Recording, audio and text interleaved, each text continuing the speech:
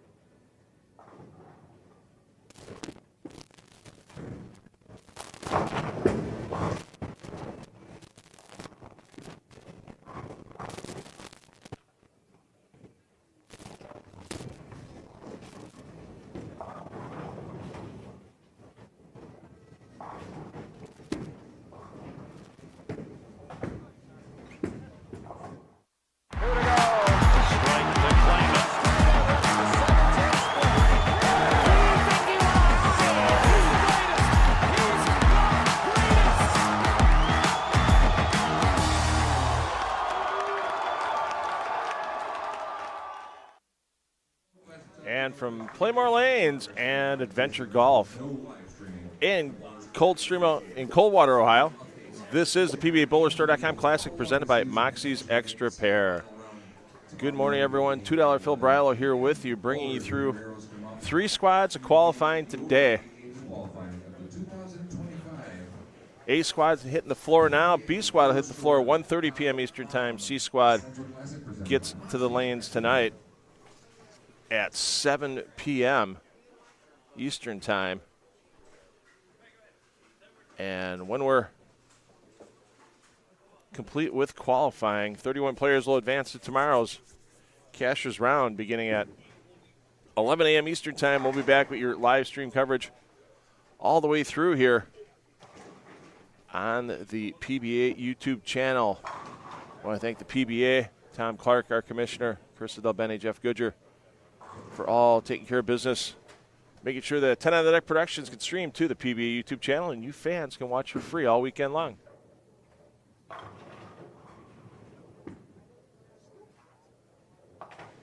Let's get your player introductions here as they take on the 38-foot Viper pattern this morning here in Coldwater.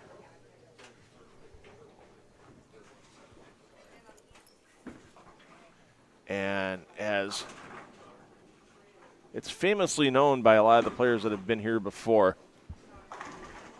The outsides don't play nice here in Coldwater. And you know what? Our hosts, Rick and Linus Hardings, kind of like it that way.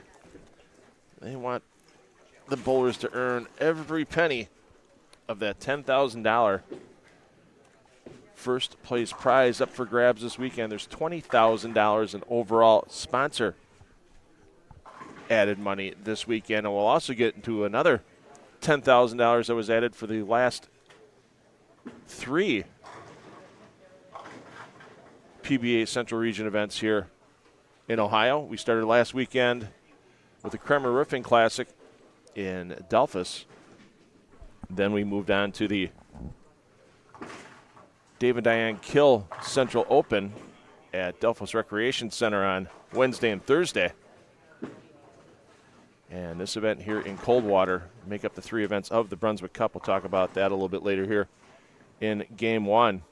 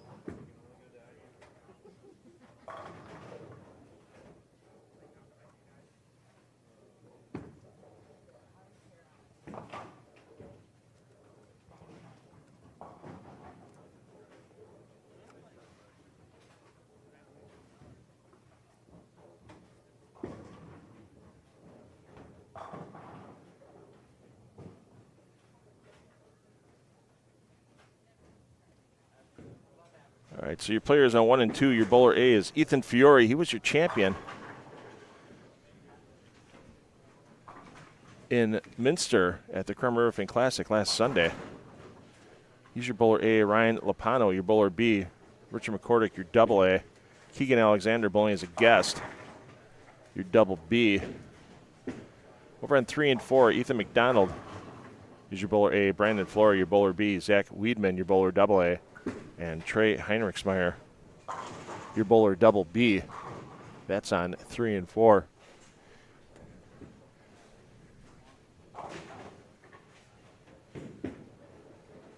And Steve, this is the regional that pays $10,000 for first. This used to be a national stop back in the days of the Xtra Frame Tour, which I actually have one of my old Xtra Frame jerseys on today in honor of that fine service.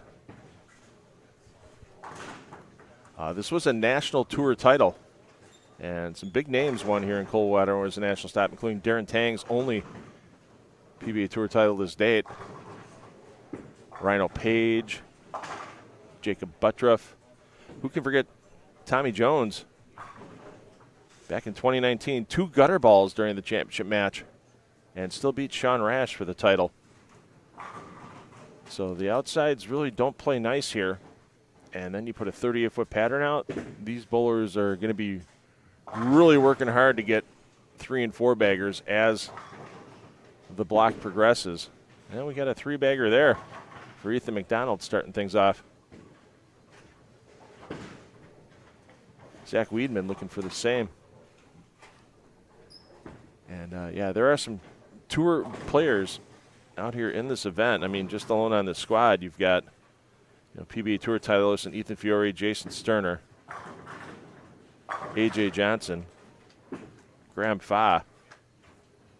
And you got some players that have done well on the tour the last couple of seasons, including Zach Tackett, Bailey Maverick, Patrick Dombrowski.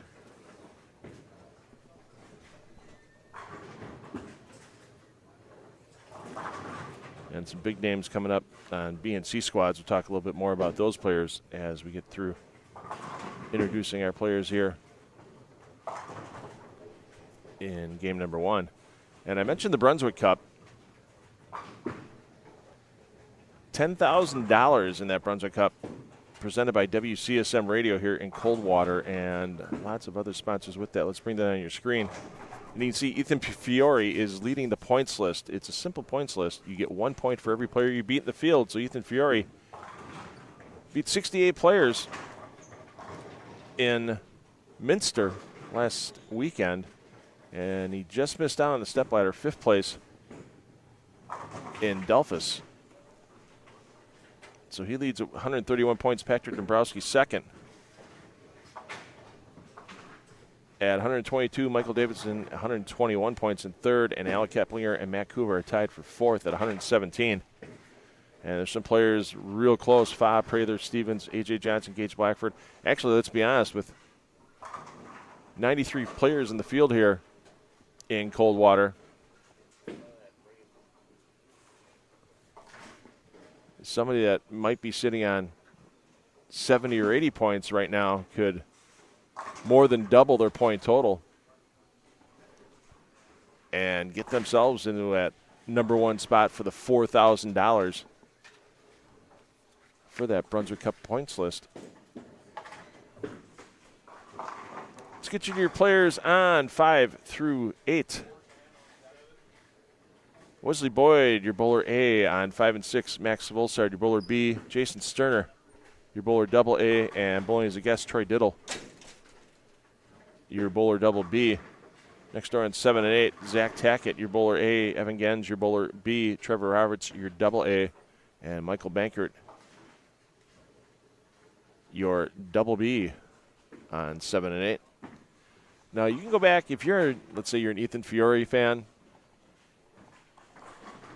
and you want to watch them all day long, we have every pair feed in play for you. If you open up the description under the video that you're watching, if you're full screen, go back and minimize it. You'll see all the pair links. My advice is right-click on the pair link you want to follow. So if you want to go back to 1 and 2, right-click on the pair feed for 1 through 4, and you can go there. We'll tell you, and that way you're double-tabbed. That way you get the audio from us, because all the pair feeds only have the ambient audio from the lanes. So I'll be giving updates on scores. I'll be giving updates on other information. We'll get you some fun facts. We might even have a player or two off of later squads that'll come in and share their past cold waterings, as it's famously known. The Pro-Am t-shirt, again, this year features the statement, "I got cold watered," and there's been a lot of PBA players that have come through the doors here at Pla Mor Lanes over the years. And they definitely have their cold watering experience to tell. There's a little bit of a cold, not a major cold watering there for Flash, but I was talking to him during the practice session yesterday, and he's like, "Yeah, you get a little touchy with your speed, it's going to cost you. You gotta board the miss in the pattern. But if your speed's off, fast or slow." Especially with the, as you see there, almost a 5.7 there and a reasonable pocket hit from Wesley Boyd. You can find yourself rapidly cold watered. John, nope, not on Bowl TV. This is only on the PBA YouTube channel this weekend. Do want to thank Bowl TV, however, for giving 10 of the Deck Productions the live streaming rights for this event. And we'll be going over to fix 5 through 8 momentarily. Bowlers are getting a little out of control.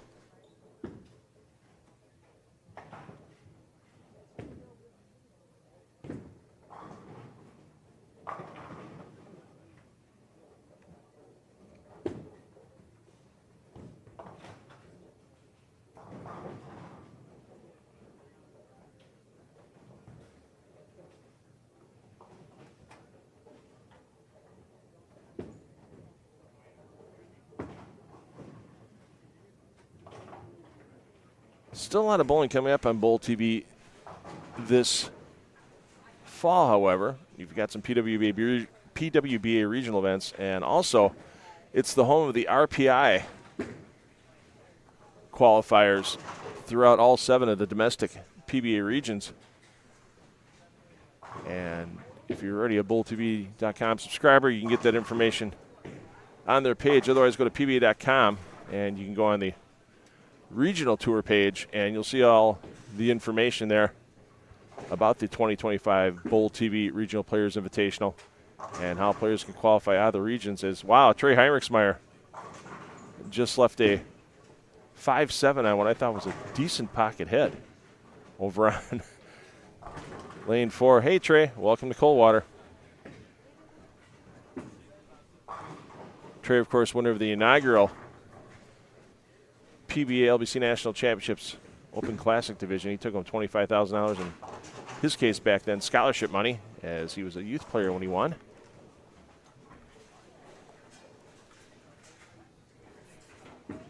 So, yeah, get all your information on the Bull TV Regional Players Invitational and how players are going to be able to get to Reno in December on either the PBA Regional page, or if you're already a subscriber, you can get that information at Bull TV.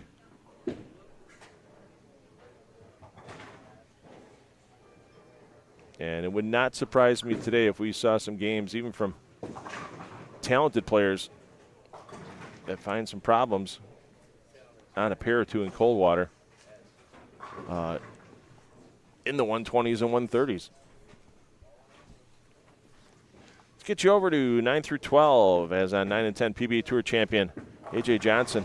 He'll be heading for the Lucky Larson in Sweden as soon as he's done here in Coldwater. Johnson, your bowler A. Ryan Burton, your bowler B. Kevin Pliley, your bowler double A. Pliley already with the Bo Burton buzzard on the board. And Judson Weber, your bowler double B. On 9 and 10. Over on 11 and 12, Bailey Maverick, your bowler A. Scott McIntyre Jr., your bowler B.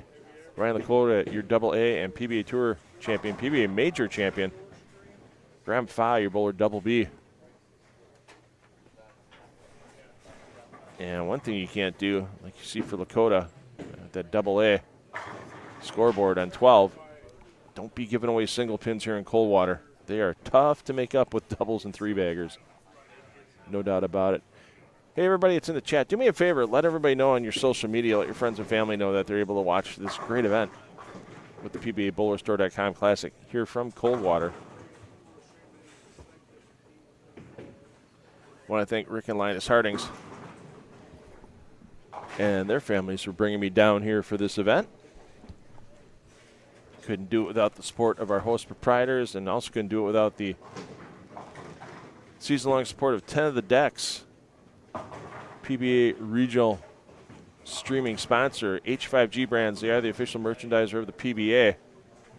And get yourself ready for that 2026 PBA season. I'm sure the schedule will be announced in a short period of time. No, it's not ready to get out there yet, but once it's out there, looking forward to seeing some every Sunday PBA action, February, March, April on the CW. And Lakota with another single pin miss. That's not a good thing to do here in Coldwater.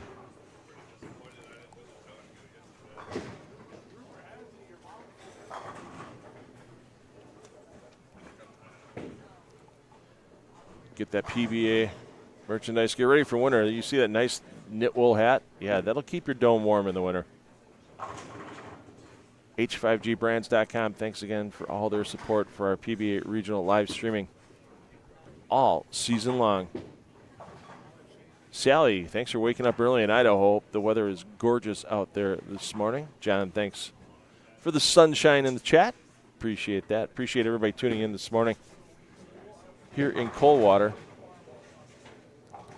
And, yeah, you're going to see a little bumping and wiggling around for our cameras sometimes. It's a tight fit here in Coldwater.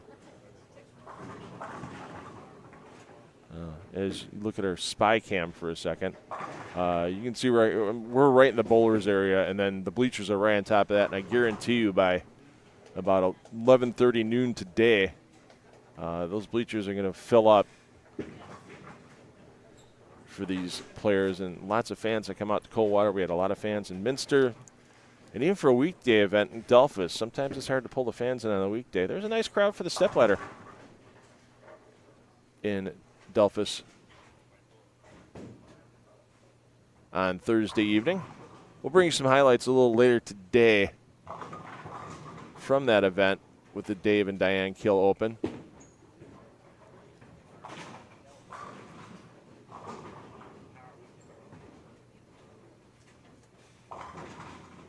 As a guest bowler took down the championship, Aiden Furukawa took down Matt Kuba in the championship match, take down the $2,600 first place prize. Ethan Fiore won $4,000 in Minster last weekend. And here in Coldwater, once again, $10,000 on top.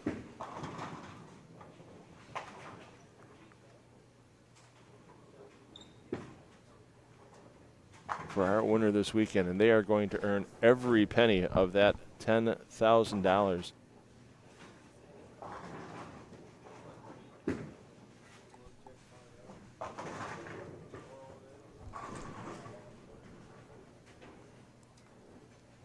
KO from the Philippines. Good morning. Well, it's got to be past lunchtime in the Philippines. It may even be getting close to dinner time. Thanks for joining us.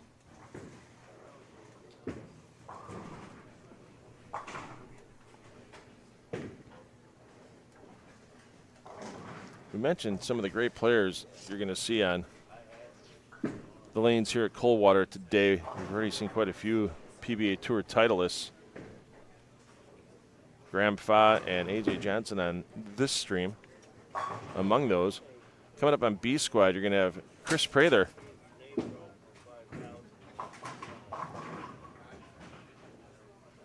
Mitch Beasley, and Ronnie Russell, all PBA Tour champions, and some great regional players as well, including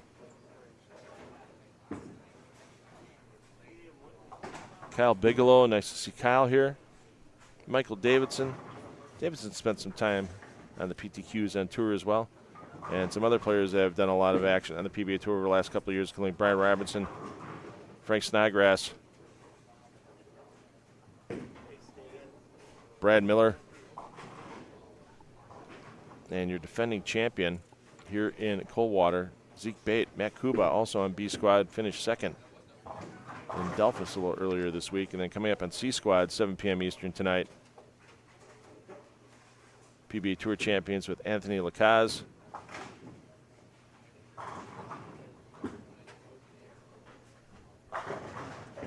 and some other quality regional players. Chandler Stevens went to the RPI last year. Zach Newman, Mikey Schleybaugh, who we've seen on the PBA National TV show last year at the World Series of Bowling.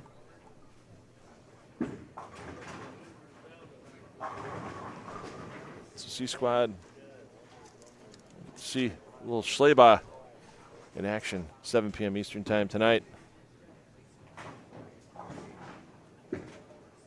Hey, Craig Vi, how's it going? Good to see you in the chat. Thanks to everybody getting up bright and early for a little breakfast bowling here.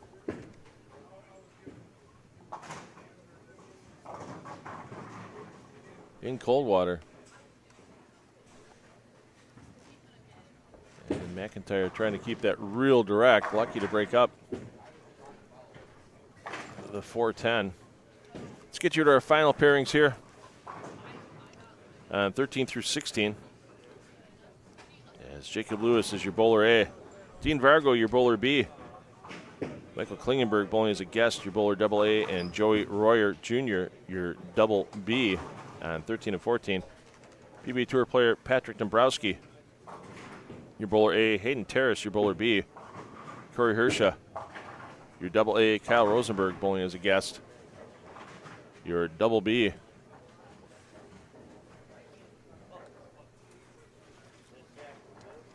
And talking to Patrick yesterday during the practice session, spares will be key. You'll hit some pairs here that'll match up with your game. And you'll hit some pairs that you'll be glad to get off the pair with 190. And you just have to stay patient as you go from pair to pair, because we started here back when the PBA Tour was first here in 2017. Actually, we started in 2018 with the Omelet Award. The Hardings family and 10 on the Deck Productions will provide breakfast tomorrow morning, the omelet of their choice, along with a side and, of course, toast, and the beverage of their choice for any player that can shoot 200 or better all 8 games of their qualifying block. Some years we've had 2 players win. Our inaugural year back in 2018, we had a single player win, Devin Bidwell. Chris Prather just missed. He had 199 on one pair, and he was honestly upset that he didn't get the breakfast off of 10 on the Deck Productions and off of Pla Mor Lanes for the Omelet Award. That stands again this year. And something tells me on this Viper pattern, there's not going to be many omelets awarded this year. Yeah, Kyle Troop, that's right. Kyle Troop, Brandon Stewart getting married today. Congratulations to the couple. Dustin, thanks for popping in as well. Appreciate the kind words. Steve, every pair can be a tough pair here at Coldwater. This is, the fresh application. You got all the players trying to play it pretty direct. Some players decide they want to take a more scenic route on occasion. And then you get to move pairs. Then you get to see what happens. And if you don't make 2 quality shots, your first 2 frames when you move pairs, you could find yourself lost for 6 frames, 8 frames the entire game. As talking to some of the players, they'll honestly tell you it's like bowling in 8 different bowling centers here at Pla Mor Lanes. And they take pride in that fact here. They enjoy the fact that it's tough. And I'll tell you what, if you look at, and I'll have to get some shots between squads. I want to make sure that everybody gets to take a peek at the Wall of Champions here. They have a probably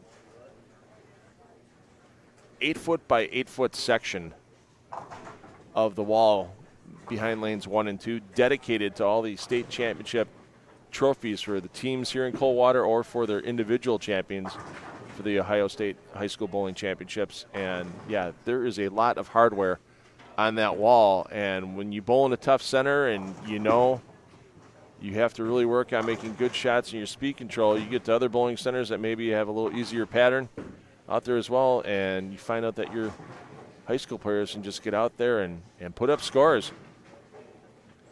You can see there Dombrowski wasn't sure. He's got the holding call.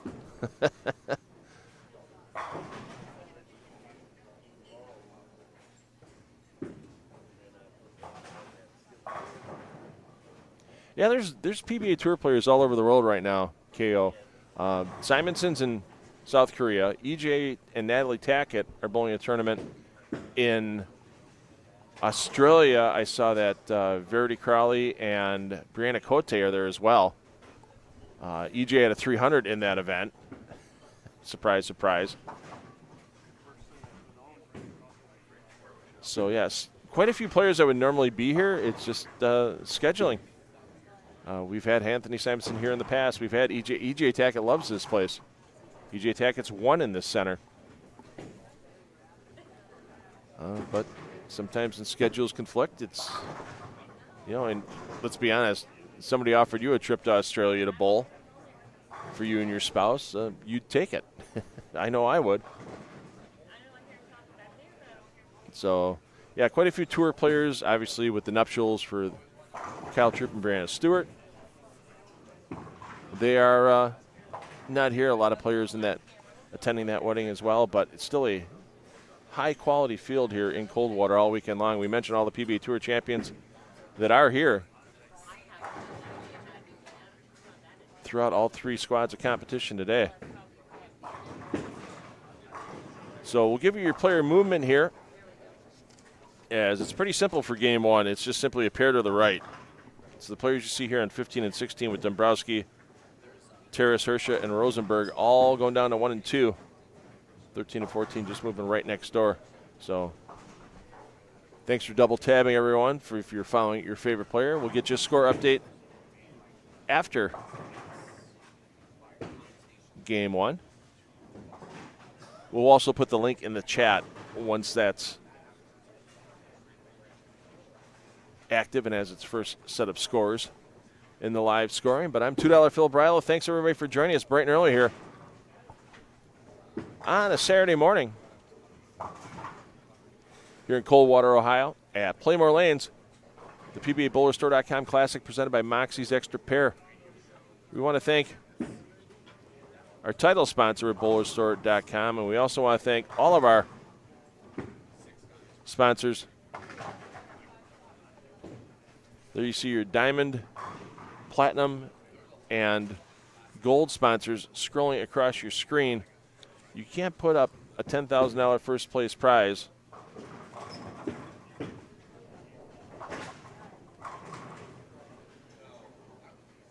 along with $20,000 in overall added prize money without the help of some great local sponsors. And this is just the tip of the iceberg. There are 73 total sponsors between platinum, gold, diamond, silver, and bronze sponsors. We'll talk about some of our silver and bronze sponsors as well a little later this morning. But each and every one of those sponsors so important to the event here in Coldwater. I want to thank them greatly for their support. Once again, players moving 1 pair to the right. Game 2 coming up next year for the PBABowlerStore.com Classic presented by Moxy's Extra Pair.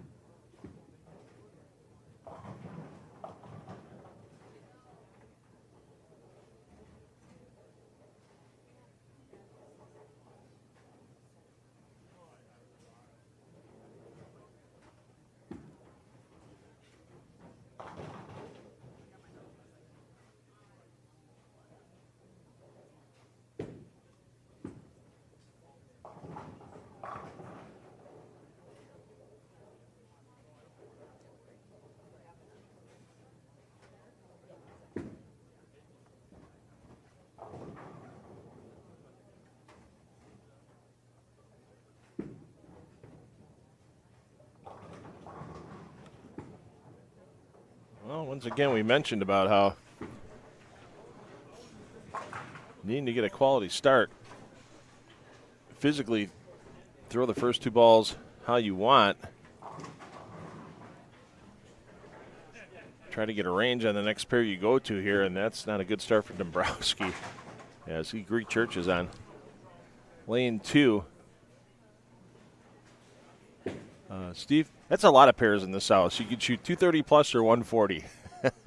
That was Bailey Maverick with the 280. We'll get you the full scoring update once it comes across.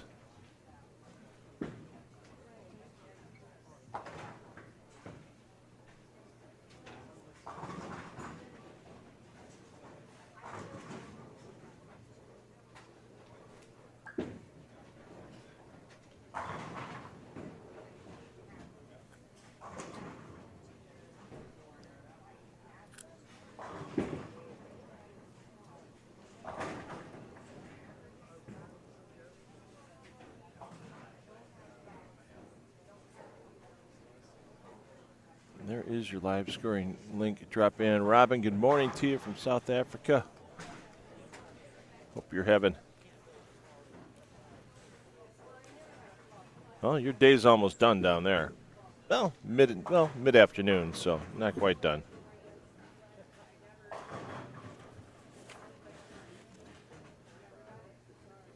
Hayden Stipich not on the roster here in Coldwater.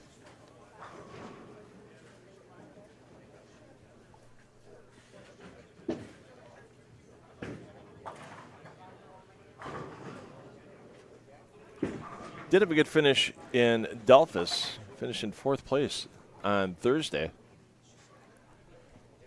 in that Dave and Diane Kill Central Open.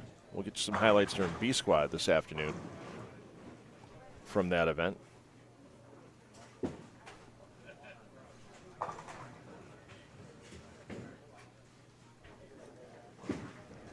So your players on 1 and 2 came down from 15 and 16 with Dombrowski, Terrace, Hersha, and Rosenberg, your A, B, AA, double B, respectively. Fiore, Lopano, McCormick, and Alexander, your A through double B. On 3 and 4. And once again, all pairs in play available to you here for free all weekend long on the PBA YouTube channel. Just open up the description of the video that you're watching. If you're watching at full screen, just pinch it back in for a second. And you'll see the 4 pair links, 1 through 4, 5 through 8, 9 through 12, and 13 through 16. Right-click on any of the links you're looking for in order to open it up in a new tab. Just so that way you can keep us on here as we'll give you score updates, fun facts, hopefully get a player or 2 in here. It might be on a later squad today. Don't know if we're going to get players in this afternoon or this evening here off of A Squad, because when the players are here in Coldwater, they're treated like royalty. Every player receives a complimentary lunch, big barbecue served outside. You saw that in the opening. You saw the big tent and the big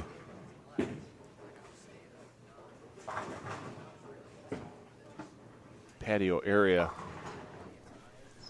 that'll be full of not just bowlers but fans and sponsors as well. Great hospitality put on by the Hardings family all weekend long for players, fans, and sponsors alike. Hey, there's a little lucky break there for Rosenberg. Sometimes there can be a good cold watering. And then there's the usual cold watering for Fiore.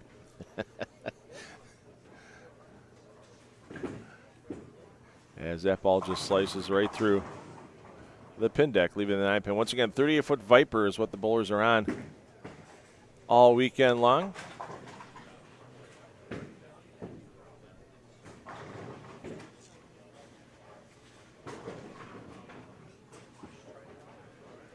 Now let's check in with the player that shot 280 in game 1 as Dombrowski finds a way to put early double on the board. Maverick 280 in game 1. And he's not slowing down here in game 2 as he has the opening double. He's your bowler A on 13 and 14.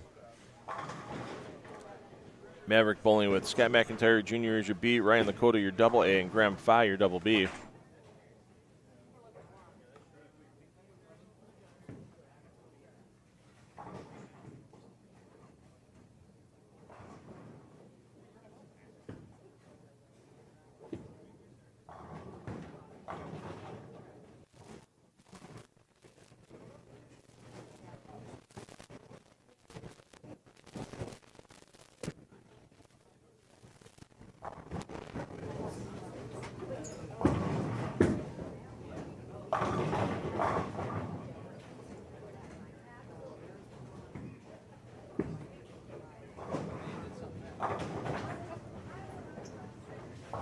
Well, that may actually be a first in my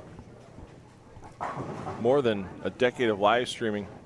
Somebody dropped a towel on our microphone that picks up the ambient sounds in the bowling center. I'm like, I can't hear what's going on. Like, usually the pins are crashing a little louder here in Coldwater. Well, the problem was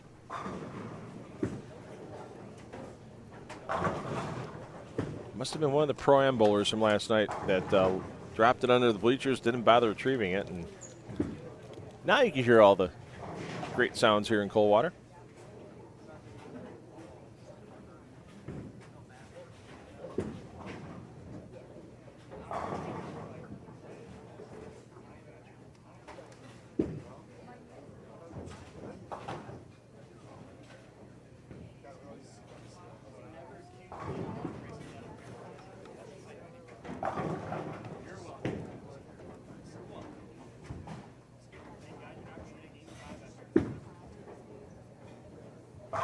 So your game 1 scores are in at the live scoring link. That's in your chat. Bailey Maverick, your leader, with his 280 opening game. And on Maverick, front 3 here in game 2. Judson Weber second with 249. A.J. Johnson third at 235. And that was with a big 4 in the 10th frame. Zach Weedman fourth, 232 game. Rick McCormick fifth, 227. Ethan McDonald in 6th at 211. Brandon Flora and Zach Tackett tied for the 7-8 spot with 209. Jason Sterner, 206. Max Volsard, 204. Jacob Lewis at that same number. That's your 11 players that shot 200 or better in game 1. So 2/3 of the field sub 200, including players like Graham Fye with a 197. Fa's not going to argue with that for a start here in Coldwater. Trevor Roberts, 188. Patrick Dombrowski, 183. Ryan Lakota, 182. And we saw a couple of single pin misses for Lakota. Scott McIntyre Jr., 179. Cora Hirscher, 178. Trey Heinrichsmeyer, 177. Your champion in Minster, Ethan Fiore, at 175. Talked to Ethan after the win. I said, what do you think you're going to do in Coldwater? And he goes, well, considering I've yet to go plus in any qualifying block, he's bowled in a couple of years here in Coldwater. Didn't have his hopes up too high, but not the worst start in the world at 175. You can make your way back. But yeah, 2/3 of our field under 200. And it would not surprise me at the conclusion of our 8-game A-squad qualifying block if we only had 7 or 8 players averaging 200 better for all 8 games. And I don't see an Omelet award going out. I don't see somebody, even Bailey Maverick, I don't see getting 200 every game. This qualifying block, there's going to be a pair of lanes that'll probably catch him a little bit. Maybe he'll be in the 170s that game. Maybe not a full-blown blow up with 130 or 140, but once again, the Omelet Award in play here in Coldwater for any player that can throw a 200 game for each and every game of their 8-game qualifying block.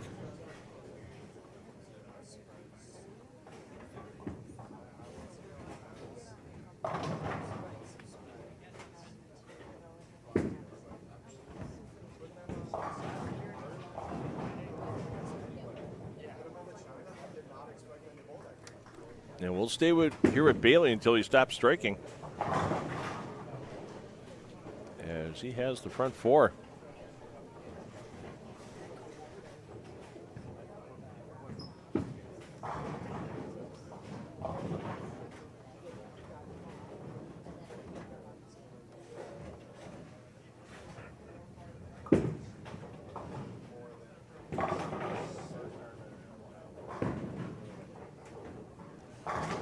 There are probably some players in this field like Jacob Lewis, whose father wasn't even born before the AMF Magic score that's in use here at Coldwater was created. Well, there you go, Scott McIntyre. Welcome to Coldwater. As that ball hit like a lump of mashed potatoes, leaving the 5-pin.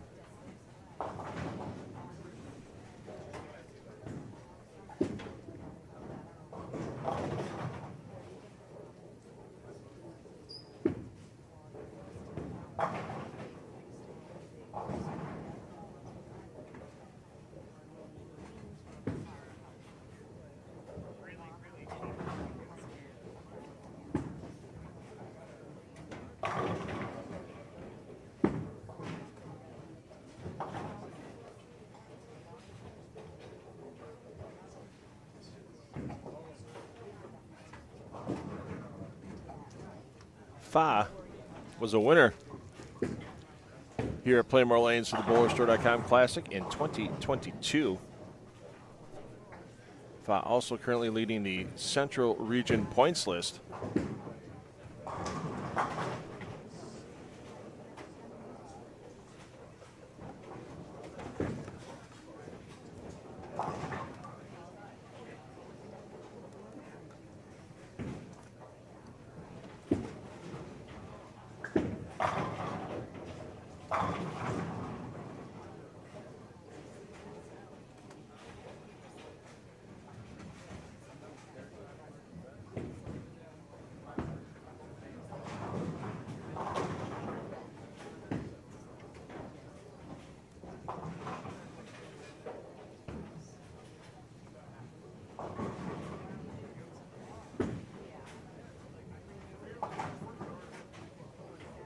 Fa, however, not eligible for the RPI due to his tour status,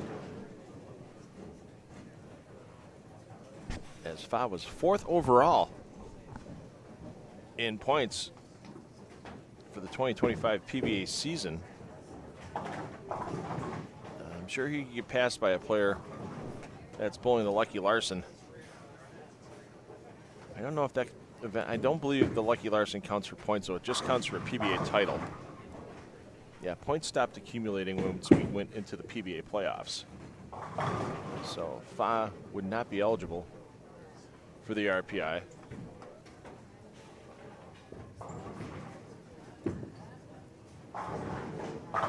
Bailey Maverick also not eligible for the RPI as he finished 23rd in points on the tour in 2025. As Maverick sees his first blemish on the scorecard this game, and an unusual one on top of it with the 2, 4, 6, and 10. Takes 2 and is moving on.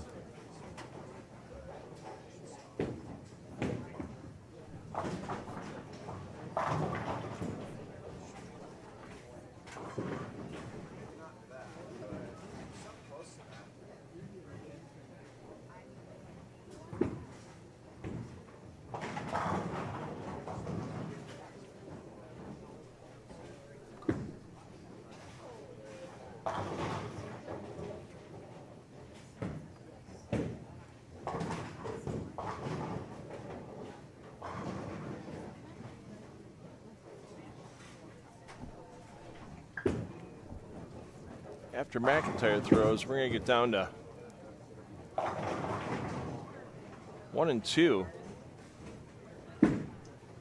As Corey Hersha trying to bounce back.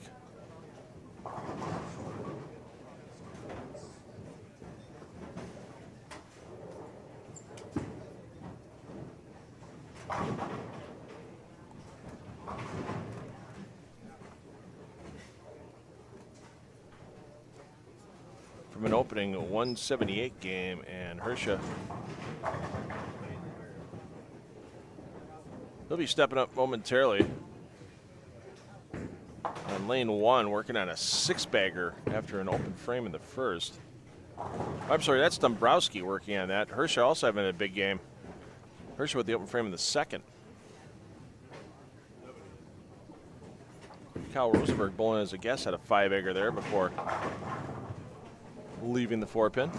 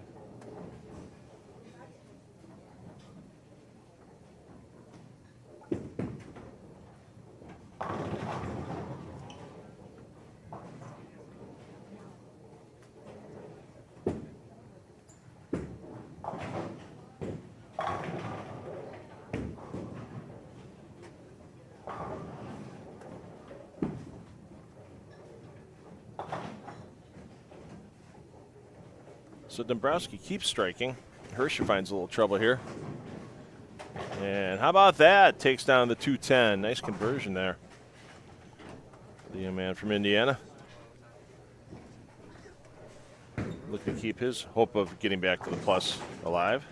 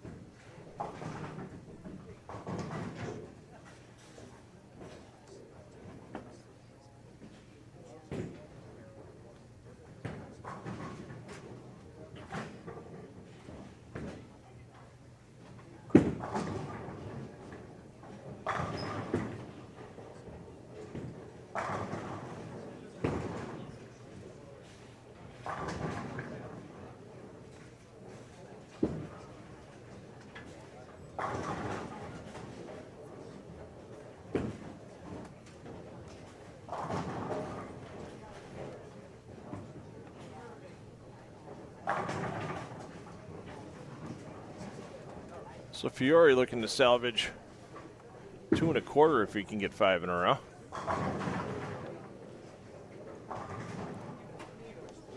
Meanwhile, Dombrowski looking for the unusual 276 game.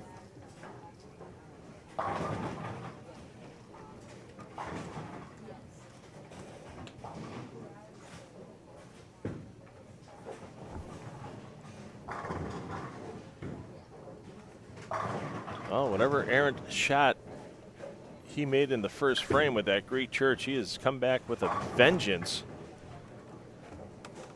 And Dombrowski looking to get that 276 game on the board here in game 2.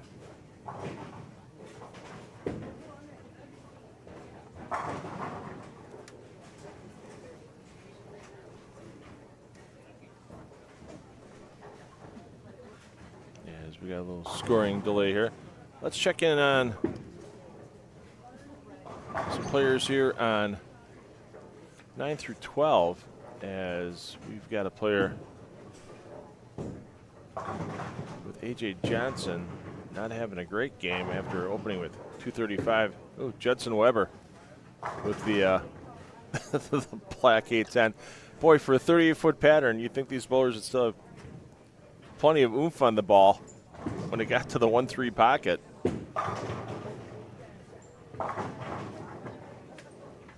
We've seen some 5-pins, some 5-7s, some 8-10s this morning. Yeah, welcome to Coldwater, gentlemen. Enjoy your day. Ryan Burton, who you see stepping up.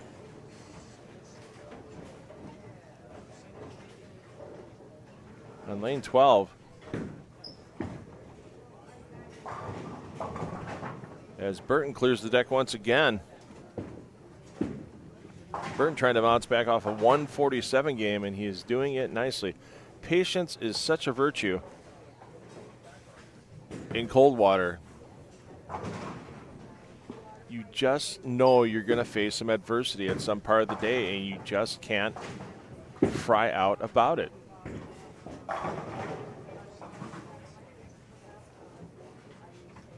Let's get you back down to 1 and 2 after Roberts shoots his spare, as Hirsch is going to be stepping up to the 10th frame, along with Dombrowski. Hirsch with a chance for 246 to offset his 178 game. Dombrowski, a 183 opening game, and Dombrowski's going to have a chance to put 276 on the board.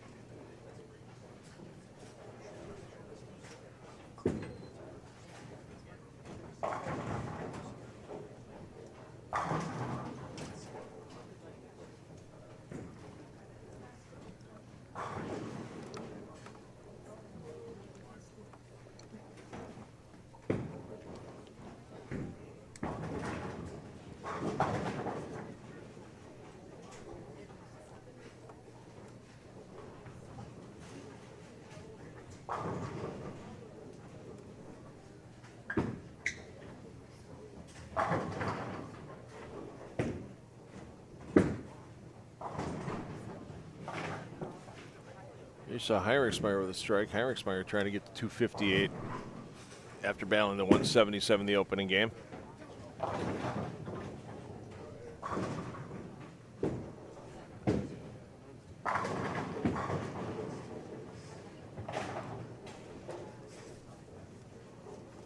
It's amazing how quickly here in Coldwater you can find it for one game, go to another pair, and all of a sudden it seems like you've never seen this bowling center before. Mr. Goulding, Frankie Aberlon, buddy. Oh, how about that for Fiore? That was an interesting bit of body English on that carry. And Dombrowski somehow gets the 10 to fall. Frankie, hope things are good in Alabama for you.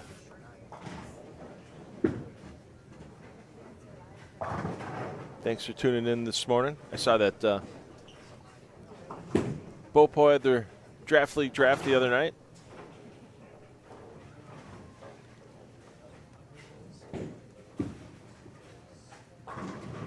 More and more draft leagues are popping up across the country. I know Bopo didn't start the draft league, but it's nice to see that, you know, even for a shorter season, 12, 15 weeks, to be able to have the opportunity to, kind of balance things out in a league. And let's get back over to Burton, as Burton's trying to get to 279. That's, well, that's a positive. Is there such a thing as a positive cold watering? So, yeah, it's neat to see the draft leagues. It's a lot of fun, and got to be a part of one years ago. And if I ever decide to knock the dust off my old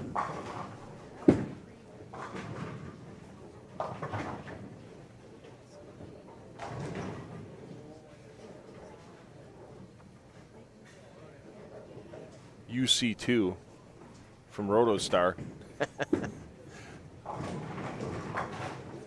And we can see what happens when things go out of whack.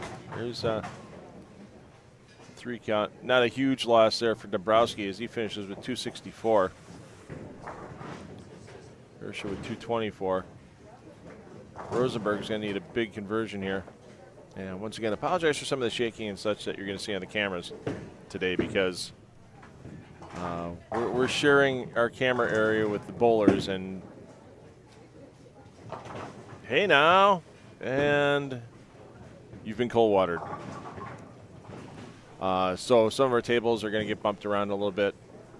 So we appreciate everybody's understanding with that, because as you can see, we've got some fans in the bleachers, some fans standing.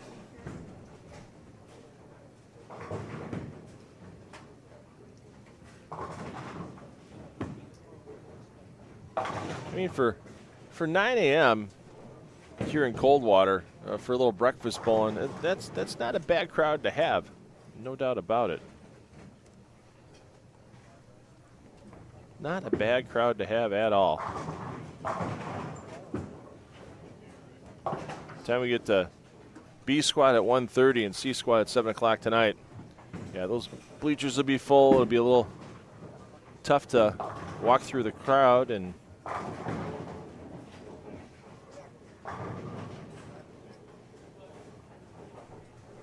yeah, I think Dombrowski's just one of the underrated players out on tour, just on the basis of he hasn't had the breakthrough win yet. He's been so successful at the regional level. I mean, he holds in solid at the national level as well. I mean, Dombrowski this year, not the greatest seasons, but he finished 36th in points. He will be eligible for the RPI this year if he accumulates enough points in his region here in the Central to make it through, or becomes one of the 4 qualifiers of the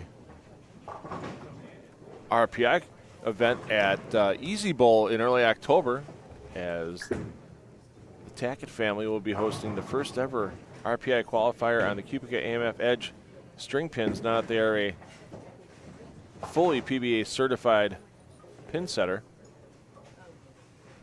And that's one of the 14 overall RPI qualifiers, 7 standard, 7 PBA 50 on Bowl TV throughout September, October, November. If you're not a subscriber, get all that subscriber information at bowltv.com. And if you don't subscribe, you can catch individual events, as they do offer event passes for particular events throughout their season. Bowlers finishing game number 2, as A.J. Johnson looking to salvage 191. No omelet for A.J. At least that Pla Mor Lanes will be buying, along with 10 on the Deck Productions. Yep, I kick in my half. I helped start that award with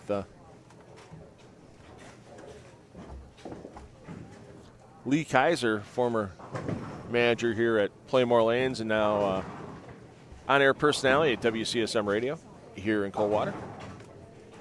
And saw Lee here a little while ago. Thanks for stopping by, Lee. So no omelet award for AJ, but your players like AJ Johnson, they're going to skip a pair, land on the second. So 11 and 12, they're going to move to 15 and 16. The players that you saw before on 1 and 2 are going to move to 5 and 6. As we are continuing with our coverage of the PBA Bowler Star Classic A squad. B squad hits the lanes at 1:30 p.m. Eastern. C squad hits the lanes at 7 p.m. tonight, and we wouldn't be streaming here on the PBA YouTube channel without the support of 10 on the Deck Productions. Live stream sponsor the entire season, h5gbrands.com. Beat that fall league rush. We talked about it last weekend. I'll talk about it this weekend. Everybody wants to get those new jerseys for their fall leagues sooner than later, and the best way to do that, get your order in early. And if you have an idea for a jersey and you just can't quite get the pen to paper on it, if you're not artistically inclined, they have some phenomenal designers at H5G that can help you be bold, be creative, and be original with those jerseys. Get your information at h5gbrands.com, and there's all new low prices on a lot of their jerseys. Make sure you check it out. The player movement, once again, skipping a pair, landing on the second.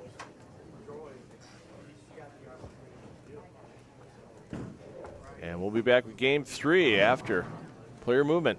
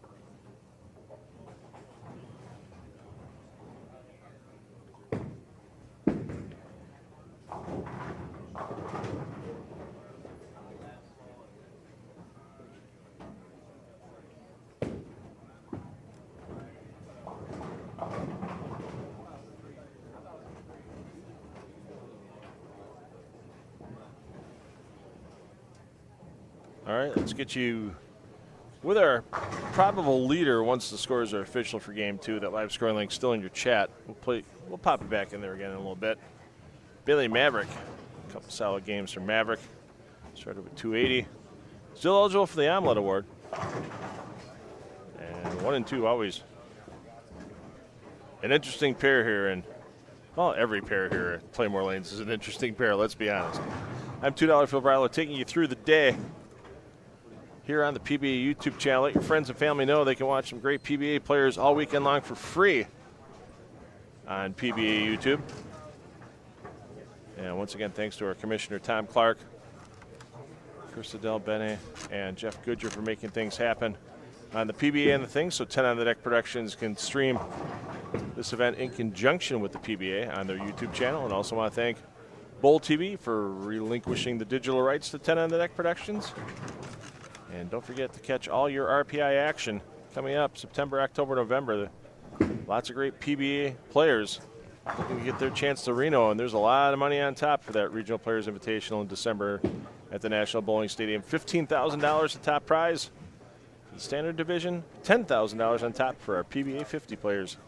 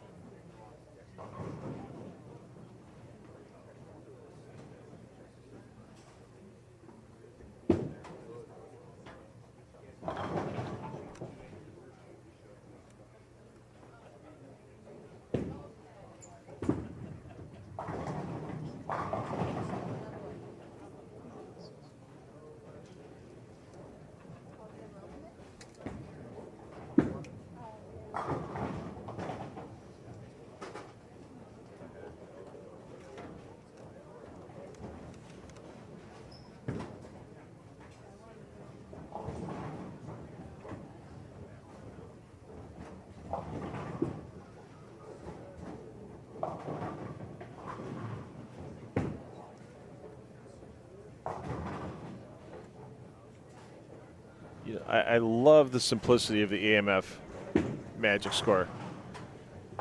I get it nowadays. I mean, bowling is entertainment for 90% of the people that participate in the sport. Maybe even 95% of the people that participate in the sport. They love the flashing graphics and, you know, the cartoons when they happen to get a strike or a spare, that type of thing. You know, especially for the kids, a lot of fun. But tell you what, just to go back to simpler times,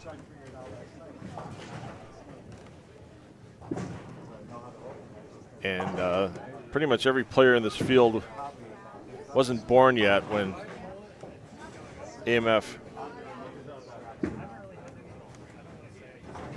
developed Magic Score.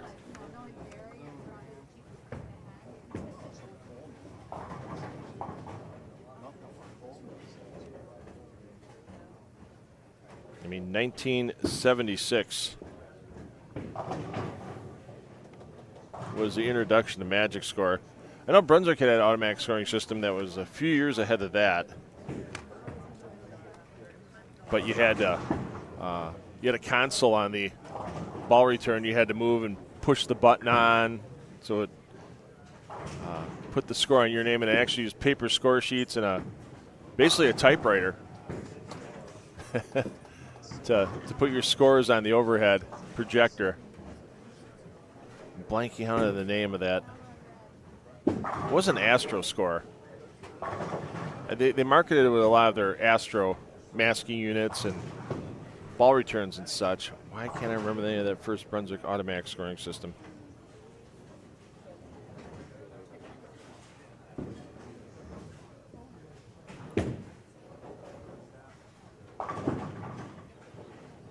But But yeah, they still managed to find parts, keep these going, and of course the original were black and white. You know, they had a conversion system put in that you get the little color on the scoreboard now. And it works out great for us here with the live streaming. I mean, sometimes the red gets a little intense like on 1 and 2. Sometimes some screens aren't as bright as others. Sometimes the lights in front of the screens that can affect how our cameras view them. But I love the simplicity of Magic Score. And I'm sure if you out there are reminiscing as well. We'll get you a 2-game scoring update when it comes across the wire momentarily.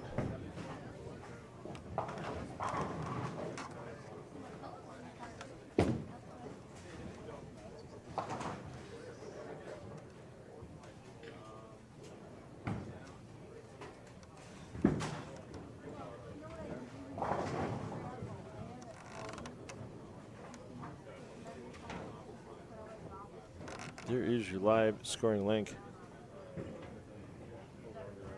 Oh, Craig, the Omelet Award. The Omelet Award is if a player can shoot a 200 game or better for every game of their 8-game qualifying block.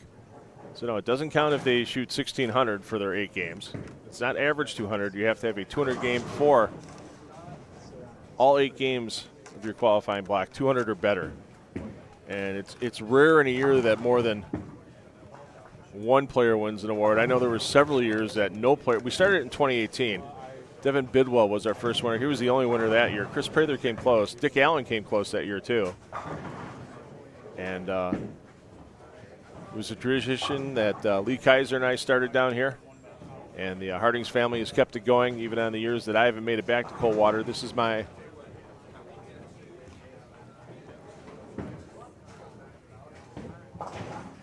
my 6th time streaming in Coldwater since 2017, and there's not even been 10 Omelet Awards given in that time frame since 2018. I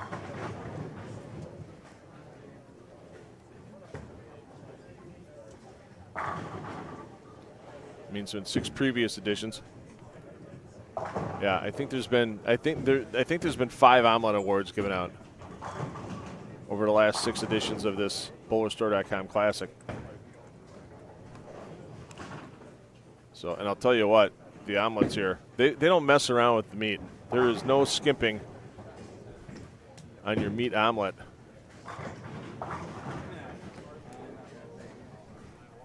Had one yesterday for breakfast, and honestly, there'll be one coming to the broadcast booth shortly. Hey, Adam, good morning to you. You have a great day, too, down in North Carolina. Brian, was AccuScore, did it start with AccuScore or did it go to AccuScore after Magic Score? I'm trying to remember. Yeah, Scott McIntyre needing to write a ball down on his sheet, and I've got his, we're sharing tables this week. That's why the camera got a little tilted right there.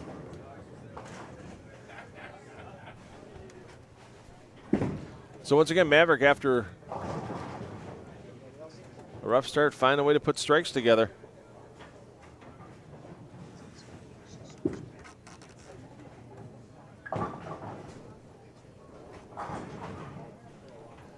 They're normally a 3-egg omelet here, Craig, but we actually add a 4th egg to the Omelet Award winners. So, I mean, 4 eggs. I mean, they're going to get their Sunday morning off to a good start. They've earned it. Let's get them some home fries and some toast of their choice. And there should be no problem keeping the energy level up all the way through our advancers round, round of 16, round of 8, and step ladder tomorrow. That advancers round starts 11 a.m. Eastern tomorrow morning here from Pla Mor Lanes in Coldwater. As our top 31 players across all squads will be coming back.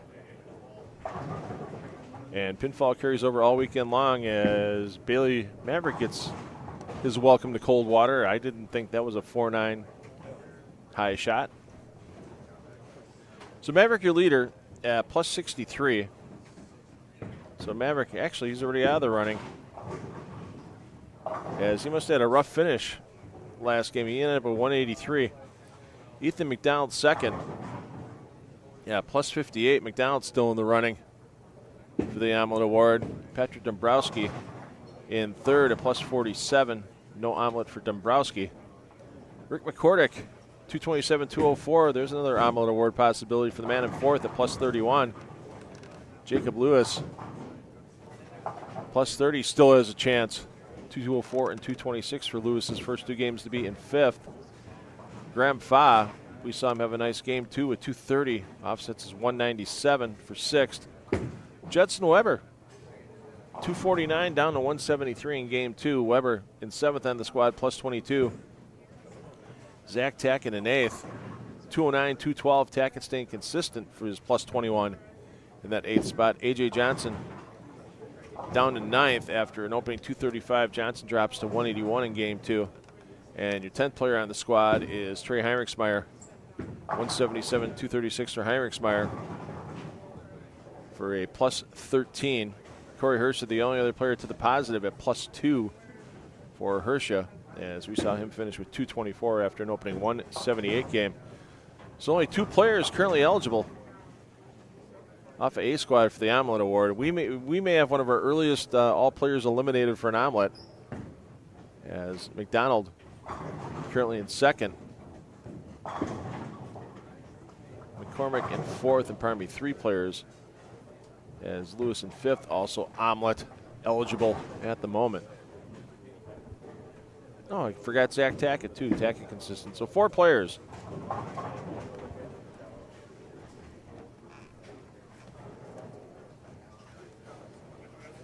In contention for that free breakfast tomorrow morning here. And unfortunately for the players, because we'll be starting at 11 a.m., can't let them take advantage of a beautiful breakfast buffet. And Maverick's going, where was that last frame when I needed that tripped out?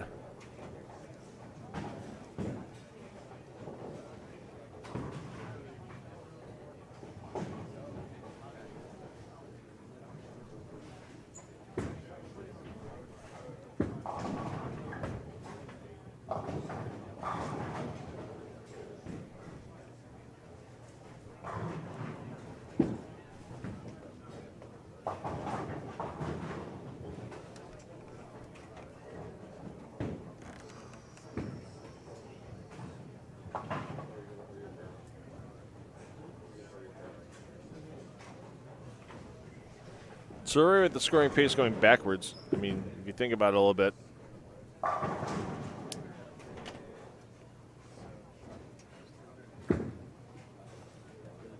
Had 11 players to the positive in game one. Still at 11, but our overall leader went backwards by 17 pins. As Lakota, not a good day for Lakota to this point.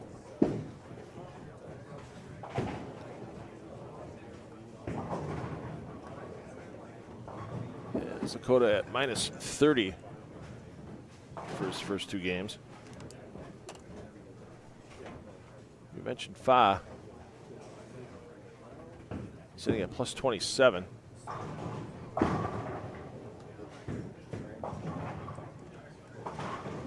Let's check out their player in second place, Ethan McDonald. McDonald crossing with Brandon Flores, Zach Weidman, and Trey Heinrichsmeyer. McDonald, your bowler A, off to a good start here in game 3 with a double and clean.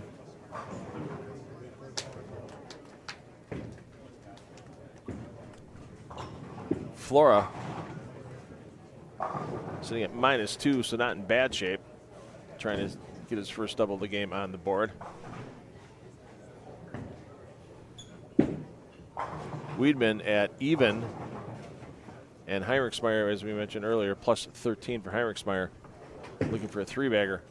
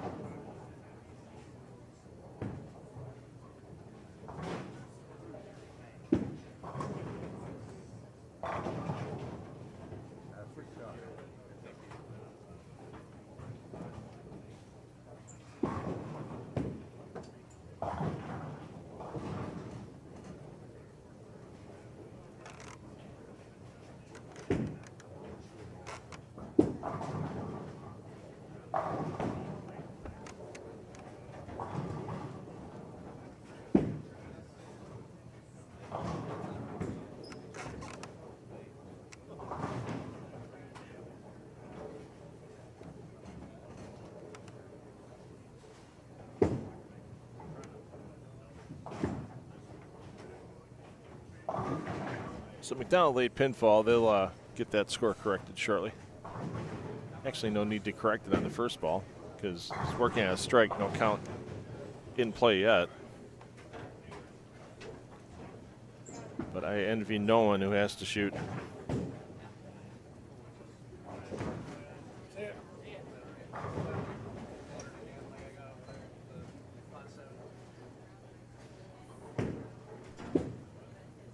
A railroad this weekend, yeah, there you go. Open frame, now they'll have to correct that score.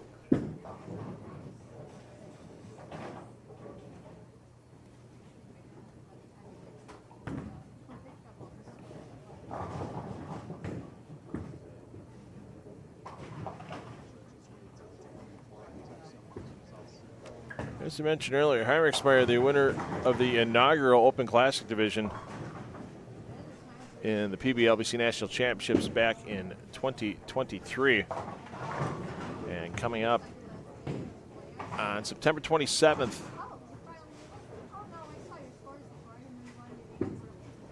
on the PBA YouTube channel,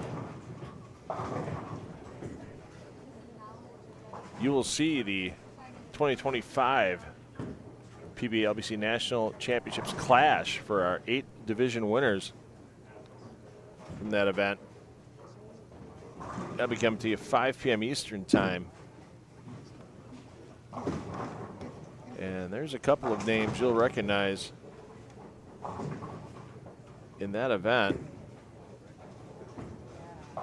including your Senior Classic Division champion, Chris Barnes, your Women's Classic Division champion, Stephanie Zavala, and your PBA Exempt Division champion, Andrew Anderson, along with our 4 handicap division winners, the men's, women's, boys, and girls, and then our Open Classic Division champion this year, Weston Griffin, already with $25,000 in scholarship money in his pocket. Another 17-year-old wins the Open Classic Division, similar to what Trey did back in 2023.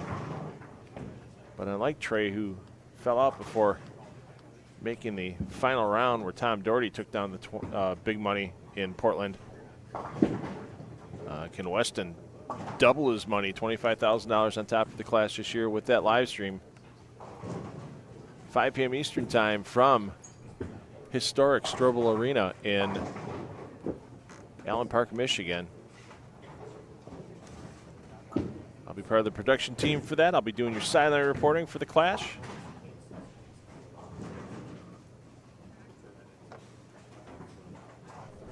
And it'll be good to have Mike Jakubowski and Norm Duke on the call during the clash,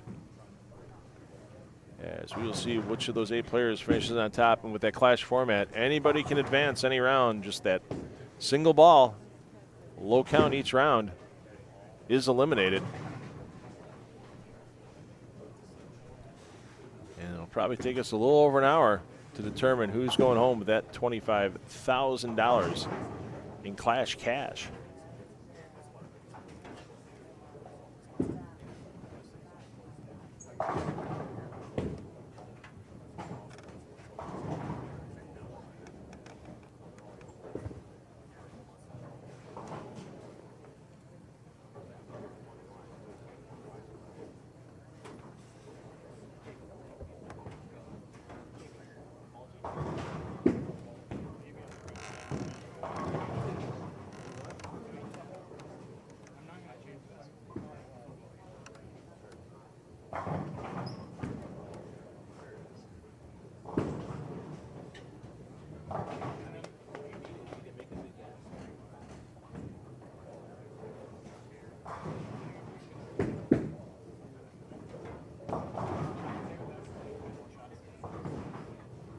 Let's check in with our leader, Maverick.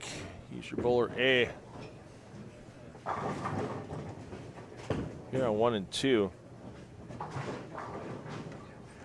And Maverick max out 205 here in game 3.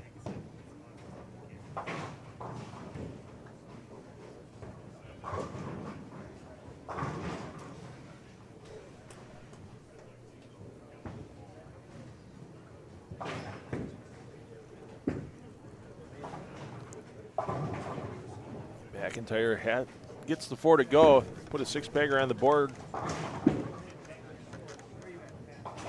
for McIntyre Jr., and he needs it right now as he's sitting at minus 46 after his first 2 games of competition.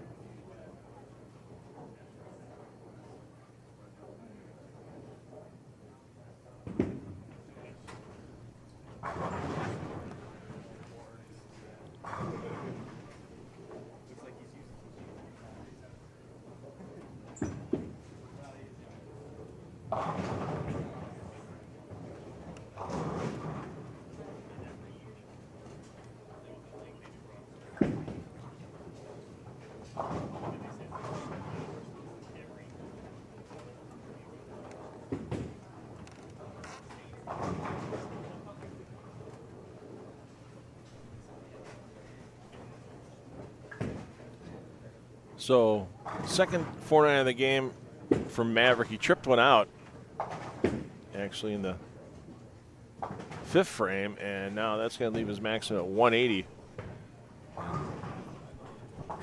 Get the pins you can, get off the pair, find another pair. Might be of your liking, might not be of your liking. But it's the same for everybody today. It's not like anybody can go here and say, I caught the bad pair. There's 8 pairs in the house, and they're bowling 8 games of qualifying over all 8 pairs. So, not that bowlers make an excuse or 6 when things don't necessarily go their way. But yeah, it's going to be a tough ride for them all day long here on A Squad, B Squad 1:30 Eastern Time, C Squad.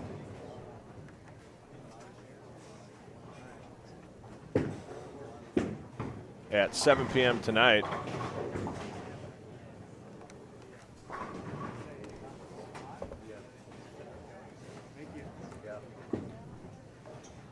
I did get one of the official Coldwater Pro-Am t-shirts as Fa makes him scramble, dance, and fall down. But we'll have to work for the 2026 edition with H5G brands. I don't know if they have I've Got Coldwater trademarks. I think they do here at Pla Mor Lanes. We have to see if I can get that trademark statement on a custom jersey for next year. Of course, they have all your official PBA merchandise at h5gbrands.com.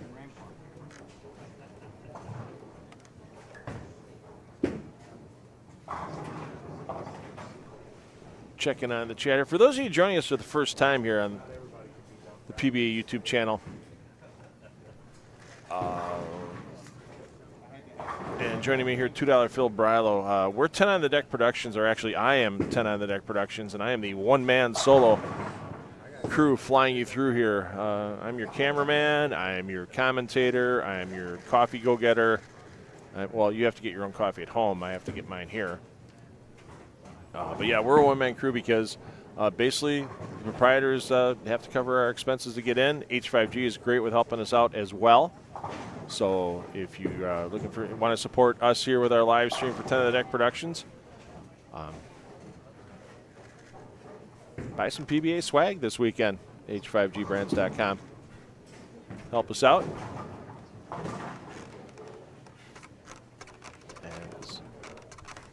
Yeah, we work in conjunction with the PBA YouTube channel and with Bowl TV. So when there's a regional event that Bowl TV doesn't cover, 10 of the Deck Productions and the host proprietor request the rights. We work with the PBA to stream on their YouTube channel. And that lets all of you fans this weekend watch this great event for free. Thanks to the Hardings family here for bringing us in, and thanks to H5G Brands once again for being 10 of the Deck Productions season-long sponsor of PBA Regional live streaming. We'll be back in early September as well, as there's going to be a big Midwest Regional in Waukesha, Wisconsin at Foxview Lanes. on the Cubica AMF Edge string pins. EJ Taka was your champion there last year. Not sure if he's returning to defend this year. One would hope. I know they'll have some big names there once again as well. Last year, the stepladder finals was Josh Blanchard, Kevin McCune, Marshall Kent, and EJ Tackett. So we will have coverage of that September 13th and 14th here on the PBA YouTube channel if all works out. Brad Miller's on B Squad, Kristen. So you'll see him 1:30 p.m. Eastern Time today. Rip Van Revs, I'll one-up you. In Milwaukee, I do a television show called the Brew City Bowling Show. You may have caught some episodes on YouTube, 10 of the Productions YouTube channel. Actually, we got a new episode that's starting tomorrow. We had a fun Baker Mixed Doubles event at Foxview Lanes, the aforementioned Foxview Lanes. They'll hit YouTube tomorrow. It's airing in Milwaukee a little later this morning. And we had our final event in season 1 at Holler House in Milwaukee, the historic 2 lanes in the basement. And you can't even fit a telescore in there. We had to do it on the old pen and paper that hangs off the sidewalls at Holler House. On the wall, basically at the end of the over-the-top ball return. So, yeah, we'll take your telescore. We'll one-up you with pen and paper. So your player movement from Game 3 to Game 4. Skipping 2 pairs, landing on the third. So players you see here on 1 and 2 are going to 7 and 8. 3 and 4 go to 9 and 10, and so on. We'll get your Brunswick Cup standings updated as we get into Game 4. And Mr. Harris, I like that answer about who's going to get a 300 game. We did see one back in 2019. And now I'm blanking out on the regional player that shot it. Son of a gun. I do remember one. And there were a couple of crossovers in there, too. That I do remember. It wasn't a perfect game, but it was a 300. So, once again, skipping 2, landing on the third. We're going to get some production work done behind the scenes here. Enjoy the ambient sounds and beautiful sights of Pla Mor Lanes in Coldwater, Ohio, as the PBA Bowler Store Classic, presented by Moxy's Xtra Pair, rolls on after player movement.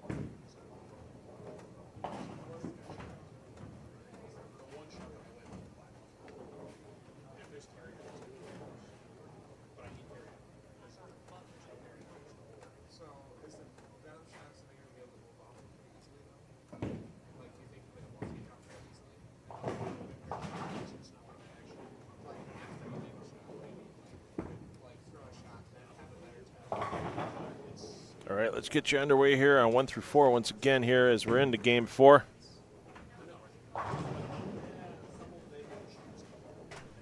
Coming up on 1 and 2, you're going to see Wesley Boyd, Max Volsard, Jason Sterner, Troy Diddle, your A through double B respectively.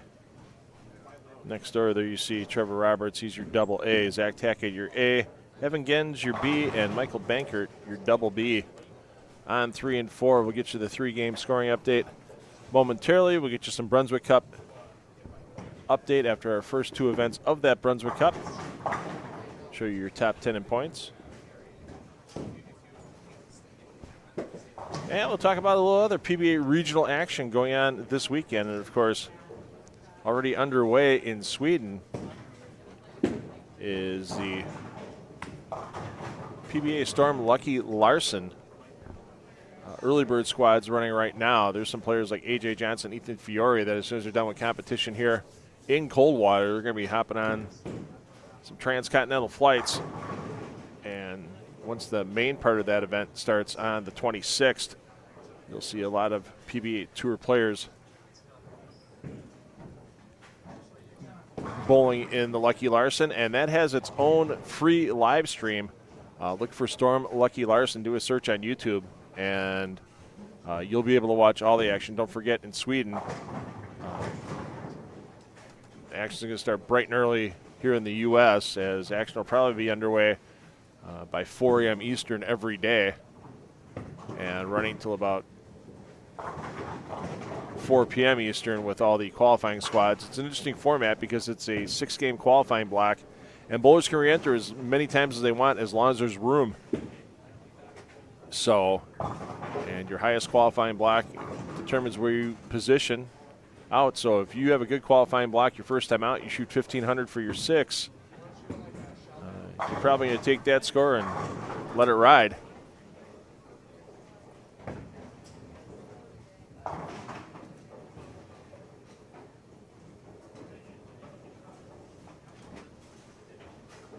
Otherwise, you can keep firing as long as there's room until qualifying is complete. 3-game scoring update should be across the wire momentarily.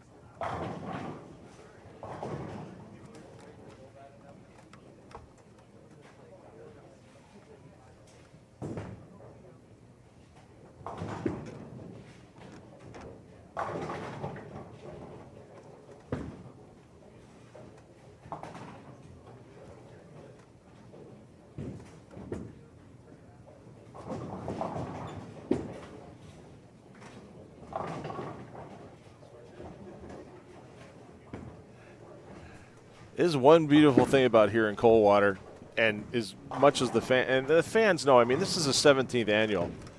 The climate conditioning in here, perfect for the bowlers, because the bowlers always, like it a little on the cool side, physical activity. Don't want to be sweating a ton on the lanes while they're out there. And fans, you see them in blankets, sweatshirts. You see a few brave souls in here in T-shirts and shorts, but I find it quite comfortable while the players are bowling. So the Brunswick Cup, presented by WCSM Radio, was announced a few weeks back. Glad to have all the big sponsors on board with Brunswick, WCSM Radio, Community Lanes, Pla Mor, Delphos, Bowler Store, and Kremer Roofing. And thanks to those big sponsors, a $10,000 prize fund was created for a points list payoff from the 3 events in Minster last weekend, Delphos Wednesday and Thursday, and this BowlerStore.com Classic. And it's a pretty simple points list. You get 1 point for every player you beat in the field. And our top 4 points earners are going to earn money, $4,000 for first, $3,000 for second, $2,000 for third, and $1,000 for fourth. And there you see your points list after the Dave and Diane Kill Open event in Delphos on Thursday. Ethan Fiore just missed out on the step ladder there. He was our champion in Minster at the Kremer Roofing Classic. And he leads right now with 131 points. Patrick Dombrowski second with 122. Michael Davis in third, 121. Keplinger and Kuba fourth. So obviously if there's any ties for any positions once we get through the BowlerStore.com Classic, those bowlers would split the prize money.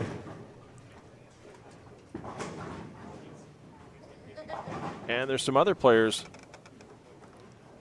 obviously, with 93 points up for first place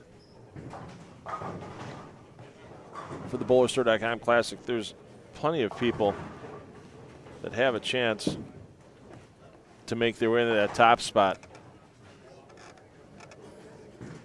Frank Snodgrass, 99 points, our defending champion here in Coldwater. Zeke Bates sitting at 94 points.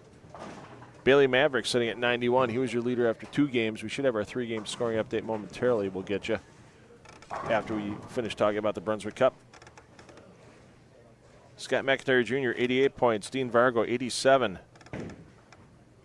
Jason Sterner, 83. So if Sterner has a great event, he could find himself up on top for the Brunswick Cup. And we'll keep you updated on Brunswick Cup standings as we go through the event here in Coldwater. Something tells me most likely it won't be until our final game of the stepladder that we'll know who our Brunswick Cup leader will be. So Ethan McDonald, your leader, plus 71. 213 for McDonald in Game 3. Has him still eligible for that Omelet Award. Dombrowski at second. 211 in Game 3 has him at plus 58. Zach Tackett staying consistent. Tackett 224 in Game 3. Has Tackett at plus 45 at third on the squad. Bailey Maverick fourth on the squad, plus 34. So Maverick's fallen back after that open 280 game. 183, 171. So Maverick looking to right the ship. Jason Sterner in fifth on the squad at plus 31. 238 for Sterner in Game 3. Gets him back in the positive. Richard McCordick now finds himself out of the running for the Omelet Award with a 199 game. But still plus 30, 30, nothing to complain about for McCormick, pardon me. Corey Hersha, another 224 game in Game 3 to match his Game 2 score, has Hersha at plus 26. In 7th, Graham Fa in 8th. A 191 game drops Fa down to plus 18. A.J. Johnson in 9th on the squad. 195 game has Johnson at plus 11. And Trey Heinrichsmeyer and Brandon Flora both at plus 2. Heinrichsmeyer 189 in Game 3 drops him down a bit. Flora 204 brings him up a bit with that plus 2 number. Let's take a peek in with our leader. There you see McDonald. Comes high and looking to stay clean here.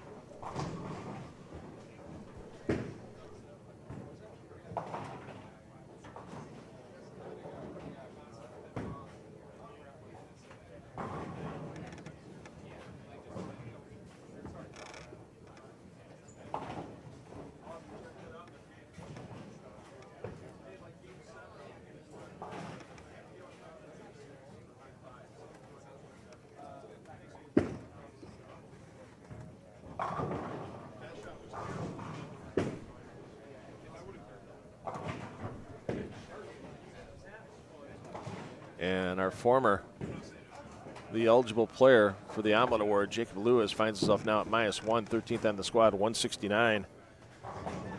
So only 2 players alive for the Omelet Award after our first 3 games of competition. Zach Tackett, Ethan McDonald, the only players with 3 200 games in their first 3 games of qualifying.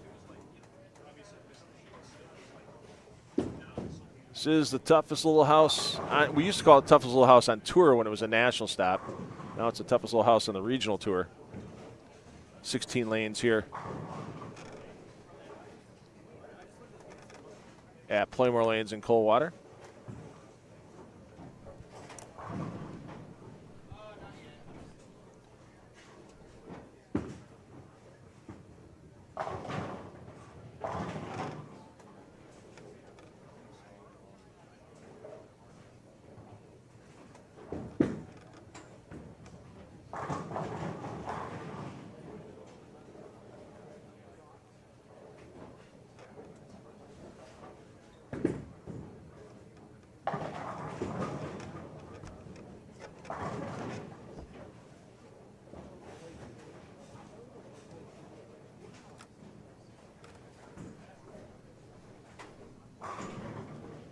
And I was told there was a prime example of cold watering that just happened.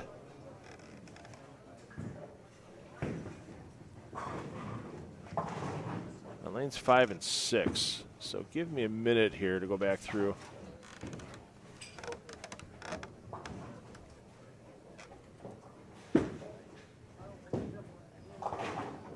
Replay here, see if we can find it.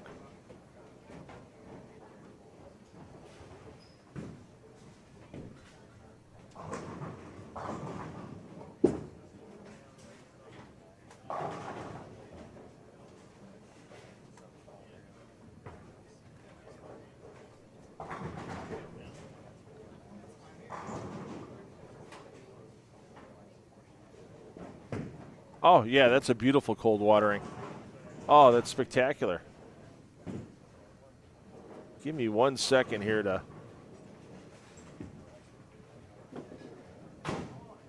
take care of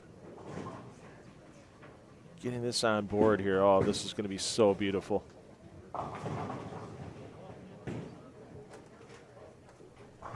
One of the benefits of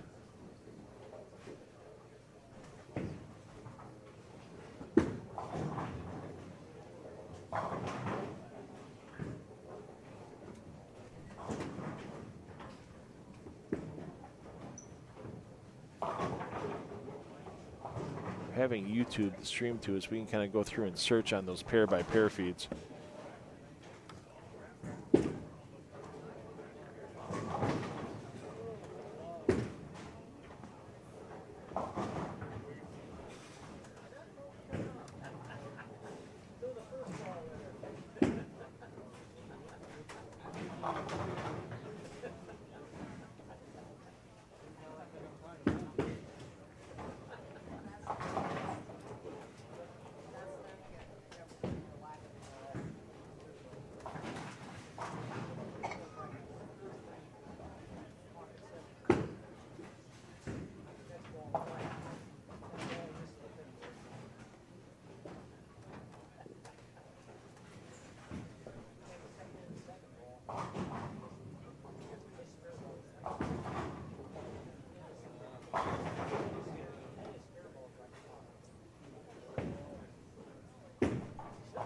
All right, so this is a replay. Judson Weber, this just happened on 5 and 6. You see him stepping up on lane 5. And this is a prime example of cold watering. You can use it as a verb. Watch that shot cross over. You see all the bowlers looking and go, there's your cold water. There's your cold water. I believe that was the 2-pin that skated across. Yeah, it was the 2-pin that skated across and ended up standing in the 6-pin spot.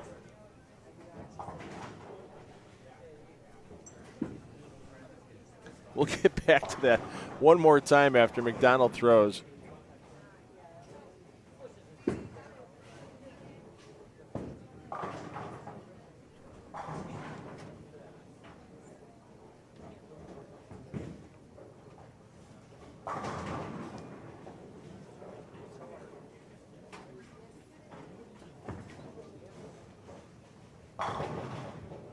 Or maybe it was the 5-pin.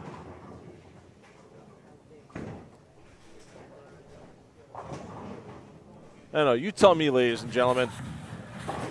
I think it was the 5-pin. Let's take another look at what just happened. A little cold watering to Judson Weber. Yeah, that's the 5-pin that moves over. That crossover shot into the 6-pin spot.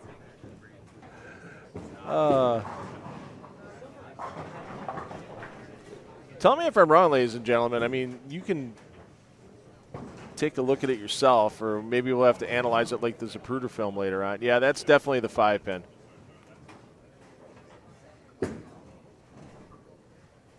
That ends up getting hit by the ball and the 2-pin. And it's past falling over. Yeah, and then gets stopped and stood back up.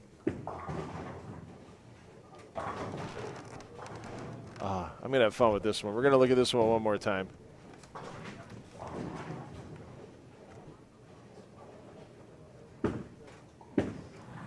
So here we go, Judson Weber. Welcome to Coldwater. There's your 5-pin almost falling down and standing back up. Enjoy your stay here at Pla Mor Lanes.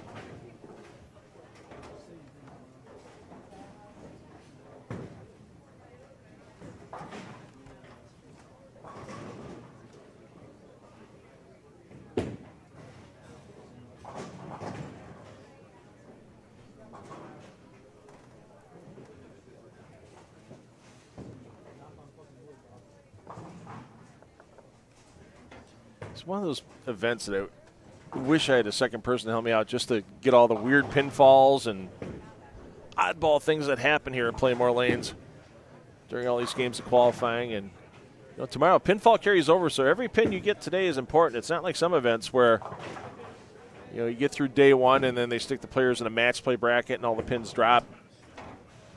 This is continuous pinfall. There's no match play at all. Not for the old traditional 30 bonus pins. Hey, how about that, shooter?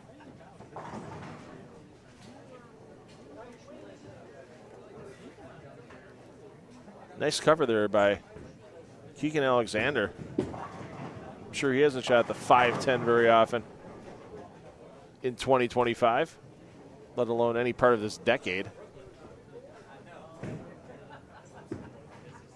Ethan Fiore, your champion in Minster last Sunday. Fiore minus 39 for his first 3 games this morning. 175, 204, 182 for Fiore. And looking to get himself back in the positive here. If he can keep running strikes on that string, he can get to 257. I honestly think if you walk out of here with a 20 or 30 over, you're going to see action tomorrow. And as many times in past years, the cut score has been an under 200 average, regardless of what patterns put out.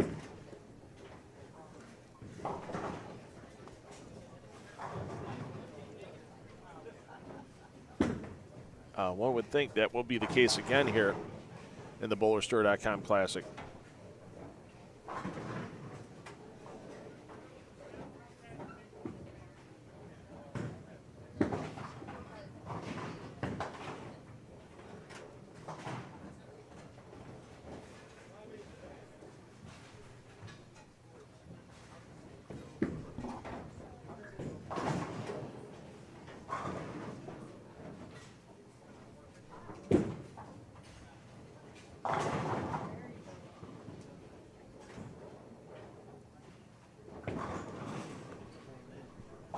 Checking with the man that's currently in second, Patrick Dombrowski. Dombrowski looking to cover a single pin.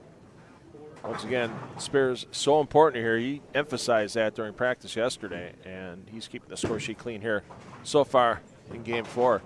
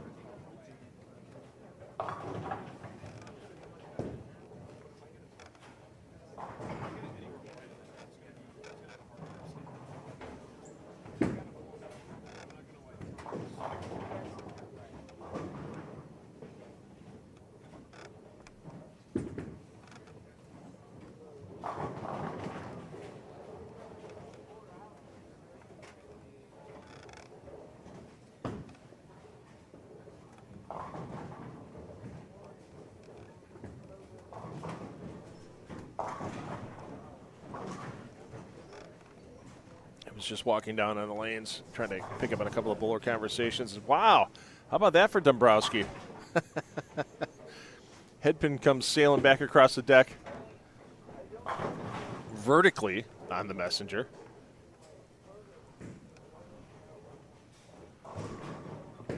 While leaving the 7-pin.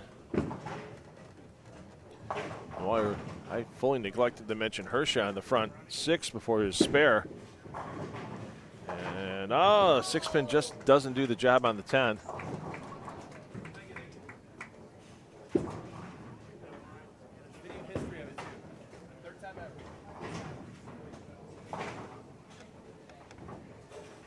Hersha currently at 7th on the squad, plus 26. That's the best ball reaction I had all day.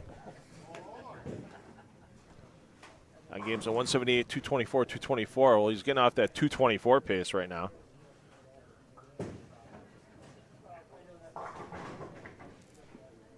The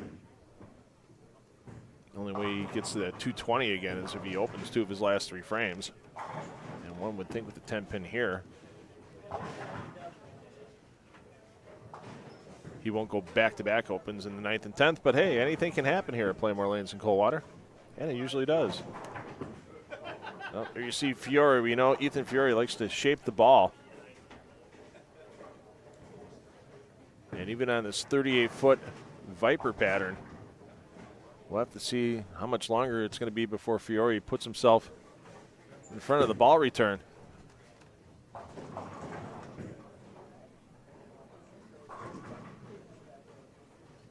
Checking on Bailey Maverick. Maverick not having a pleasant time with his ball reaction this game. He said, just threw a ball, thought I was going to hook, didn't hook. Then I changed lines, and then it hooked. So you can see right there, he's on his spare game currently. He has 7 spares in a row to go with his opening double. Still keeps him with a 2-0 possibility, but he's given away quite a few pins and count as it's gone along. See, there's 4 8 counts and a 6 count. Yeah, you're giving away quite a bit of pins when you're doing that on a bunch of spares in a row. Foul looking to salvage 214 for the man curling in 8th. And he gets it done.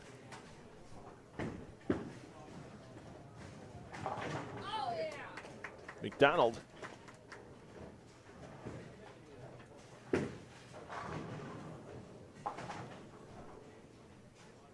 Looking to keep that all 200 streak alive. Just needs count in the 10th to do that. He'll may still be your leader. Dombrowski only 13 back. So max now for McDonald. 226. Yeah, it looks like he's going to relinquish that lead to possibly relinquish that lead. Oh, no, I'm sorry.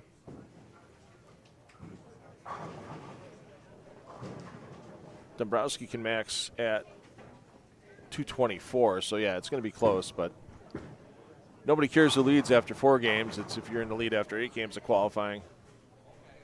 And then take that to tomorrow.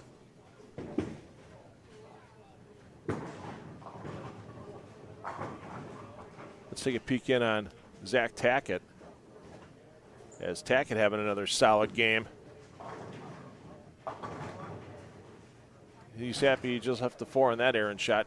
Spare here, he'll be in the 240s. Climbing up the leaderboard. He's currently 4th.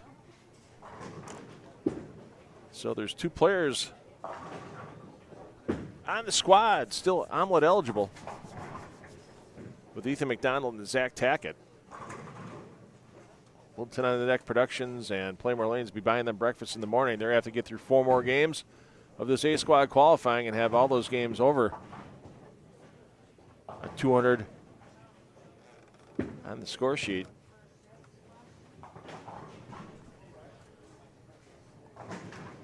So your player movement from game 4 to game 5, pretty simple.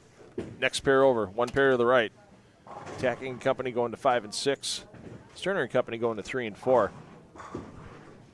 And we'll have more BowlerStore.com Classic action coming to you momentarily. Just once again want to thank all of our diamond, platinum, and gold sponsors for the BowlerStore.com Classic presented by Moxy's Xtra Pair. Couldn't do it without the sponsors. Great sponsor party outside on the patio after A Squad's complete all the way through the day.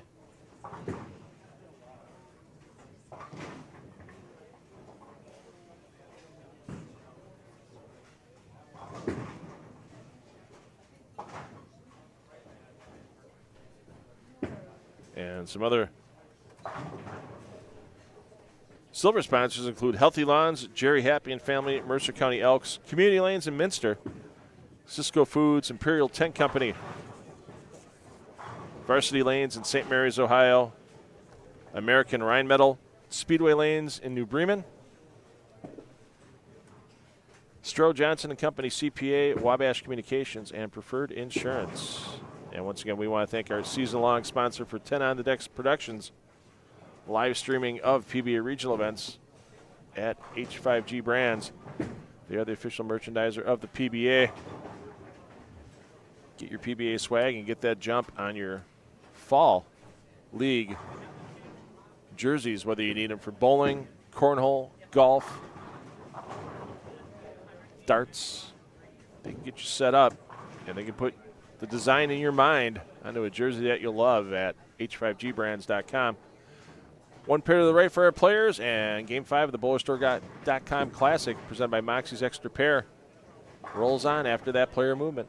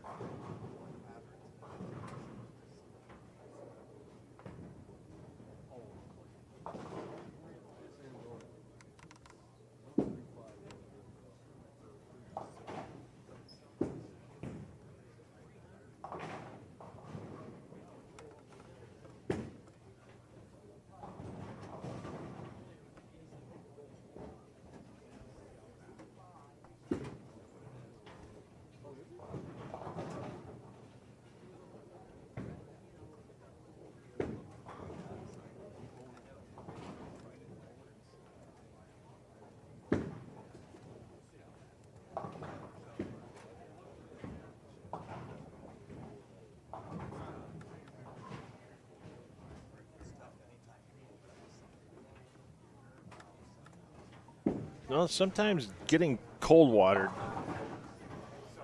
can give you a little bit of a memory, and sometimes it's actually even a good one. Getting back into game 3 here. Go down the lanes 3 and 4 as Michael Bankert stepped up after a ripper. Pocket 7-10. And let's watch Bankert fire. And there you go, get the bounce and the 7-10 conversion for Michael Bankert here at Pla Mor Lanes in Coldwater during the PBA BowlerStore.com Classic presented by Moxy's Xtra Pair. How about that for a little memory made as we get back to live action?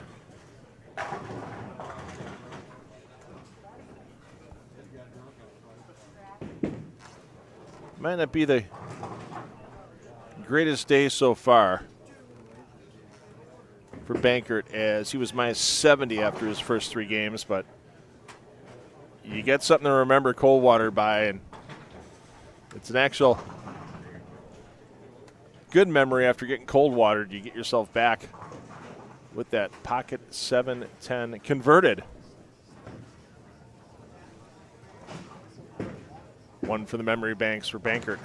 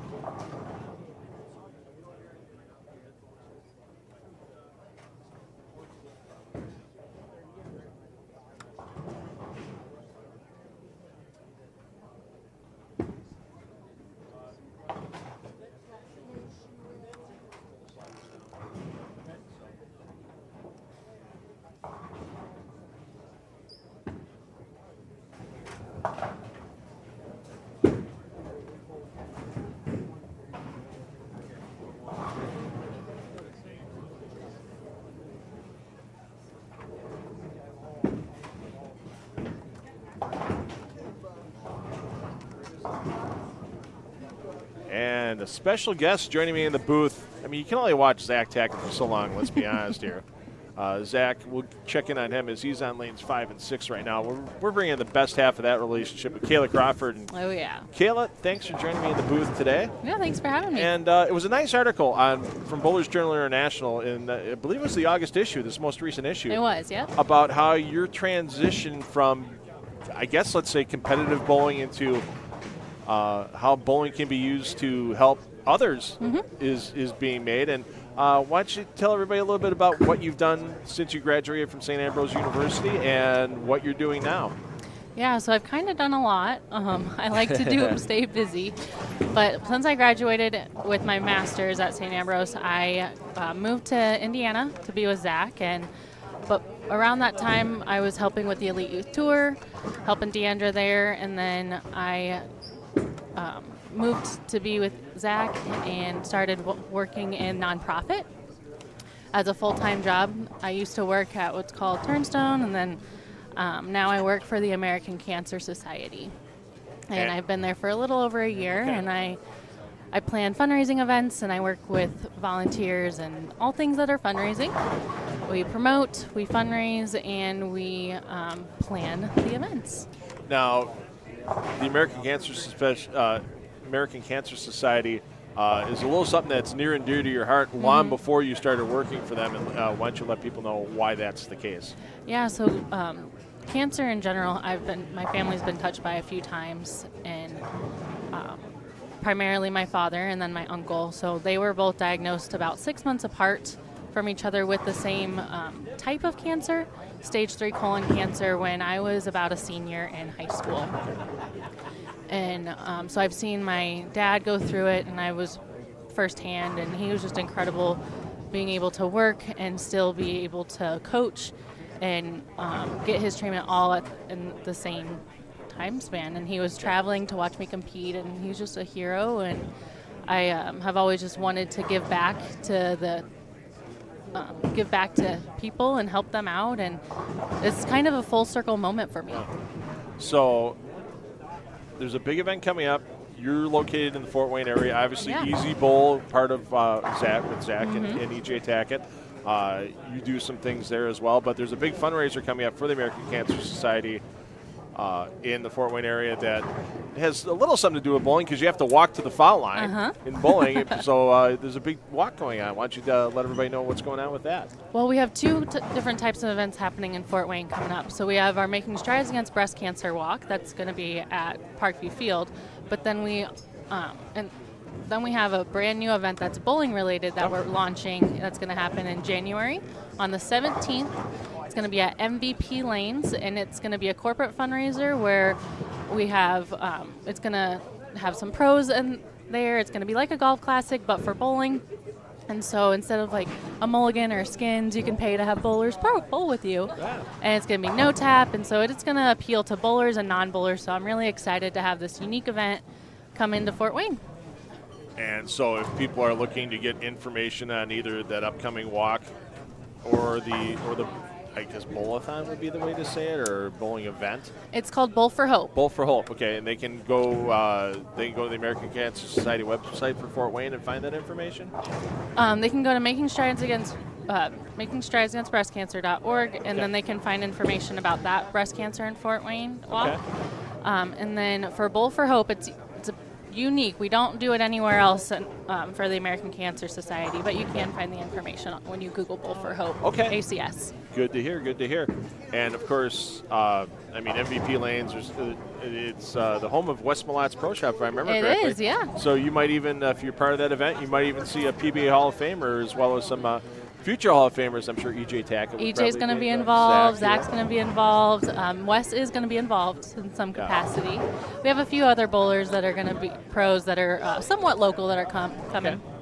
Like Justin Knowles is coming, Haley Dan, a few others. So it's fun when you see the interaction of, and honestly, I mean, I've seen fundraisers that are golf fundraisers, that type of thing. And some of those can get pretty pricey for the golf fundraisers. Mm-hmm. Bowling's more of the blue collar. Everybody can come in and be a part of it. And even if you don't bowl, I'm sure there's other ways if you show up and want to meet the players that you could help participate, donate, that type of thing. I'm sure you'll have auctions and raffles and that type of thing. We'll have a silent auction. We'll have some live music.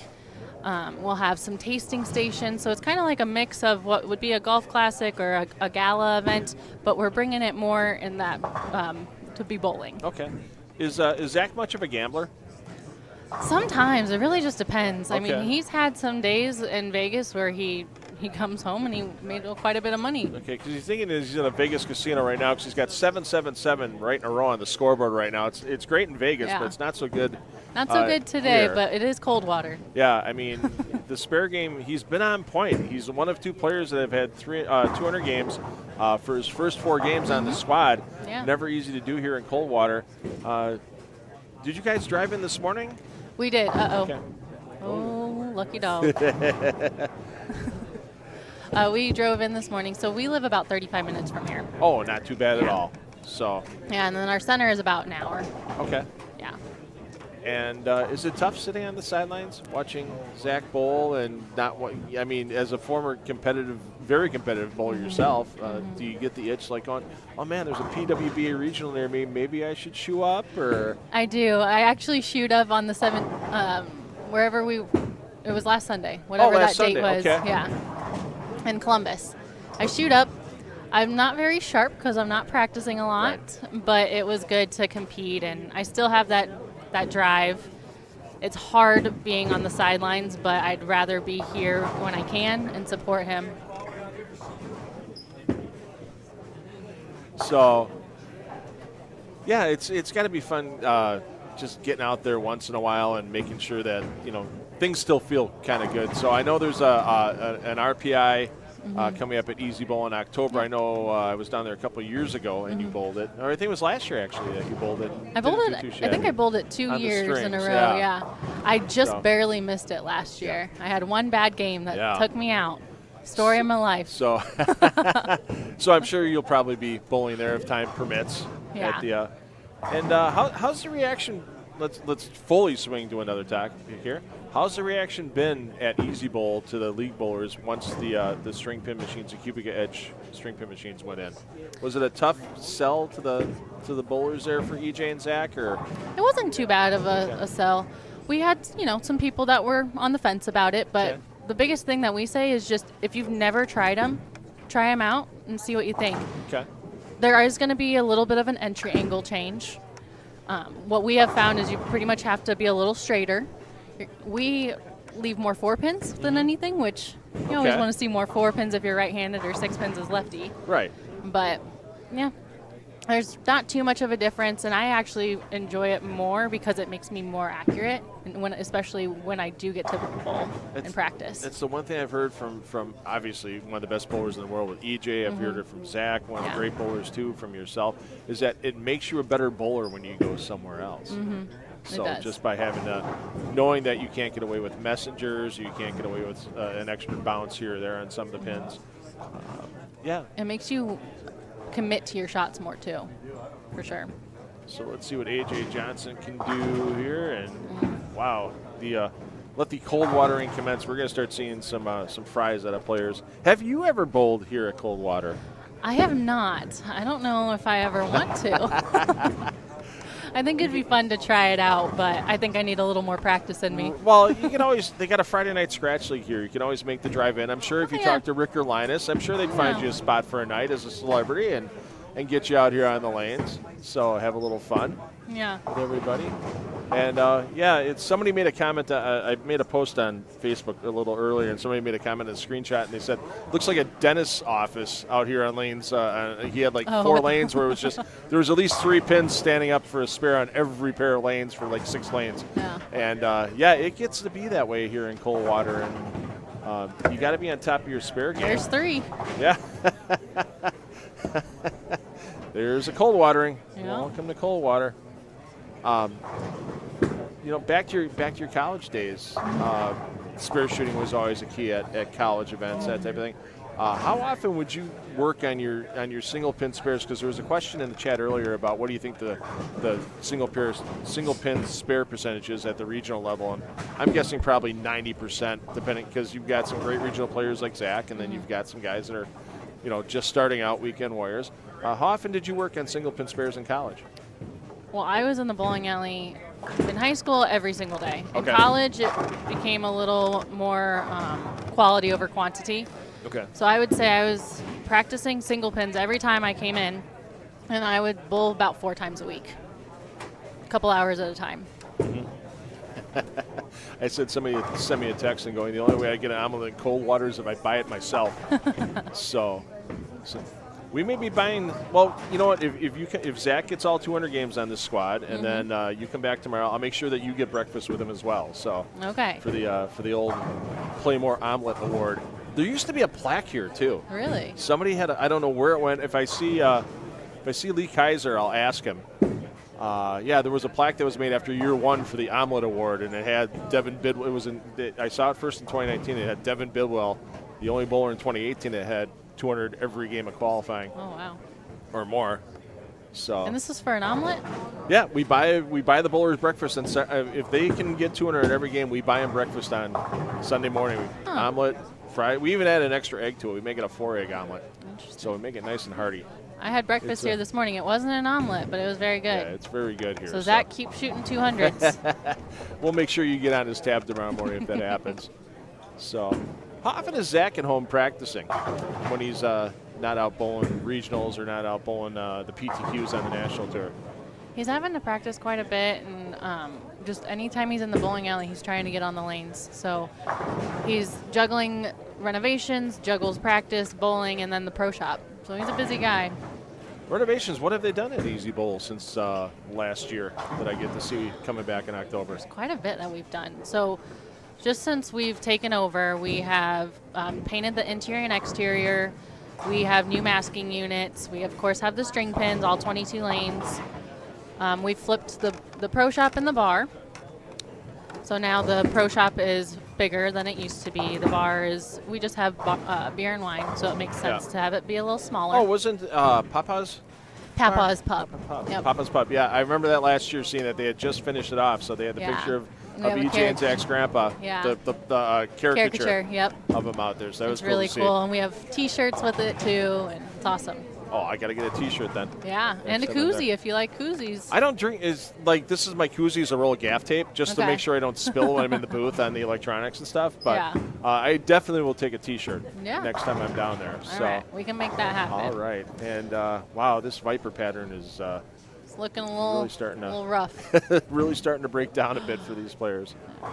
But we just recently put in new carpet, and then finished some other flooring in the pro shop. So.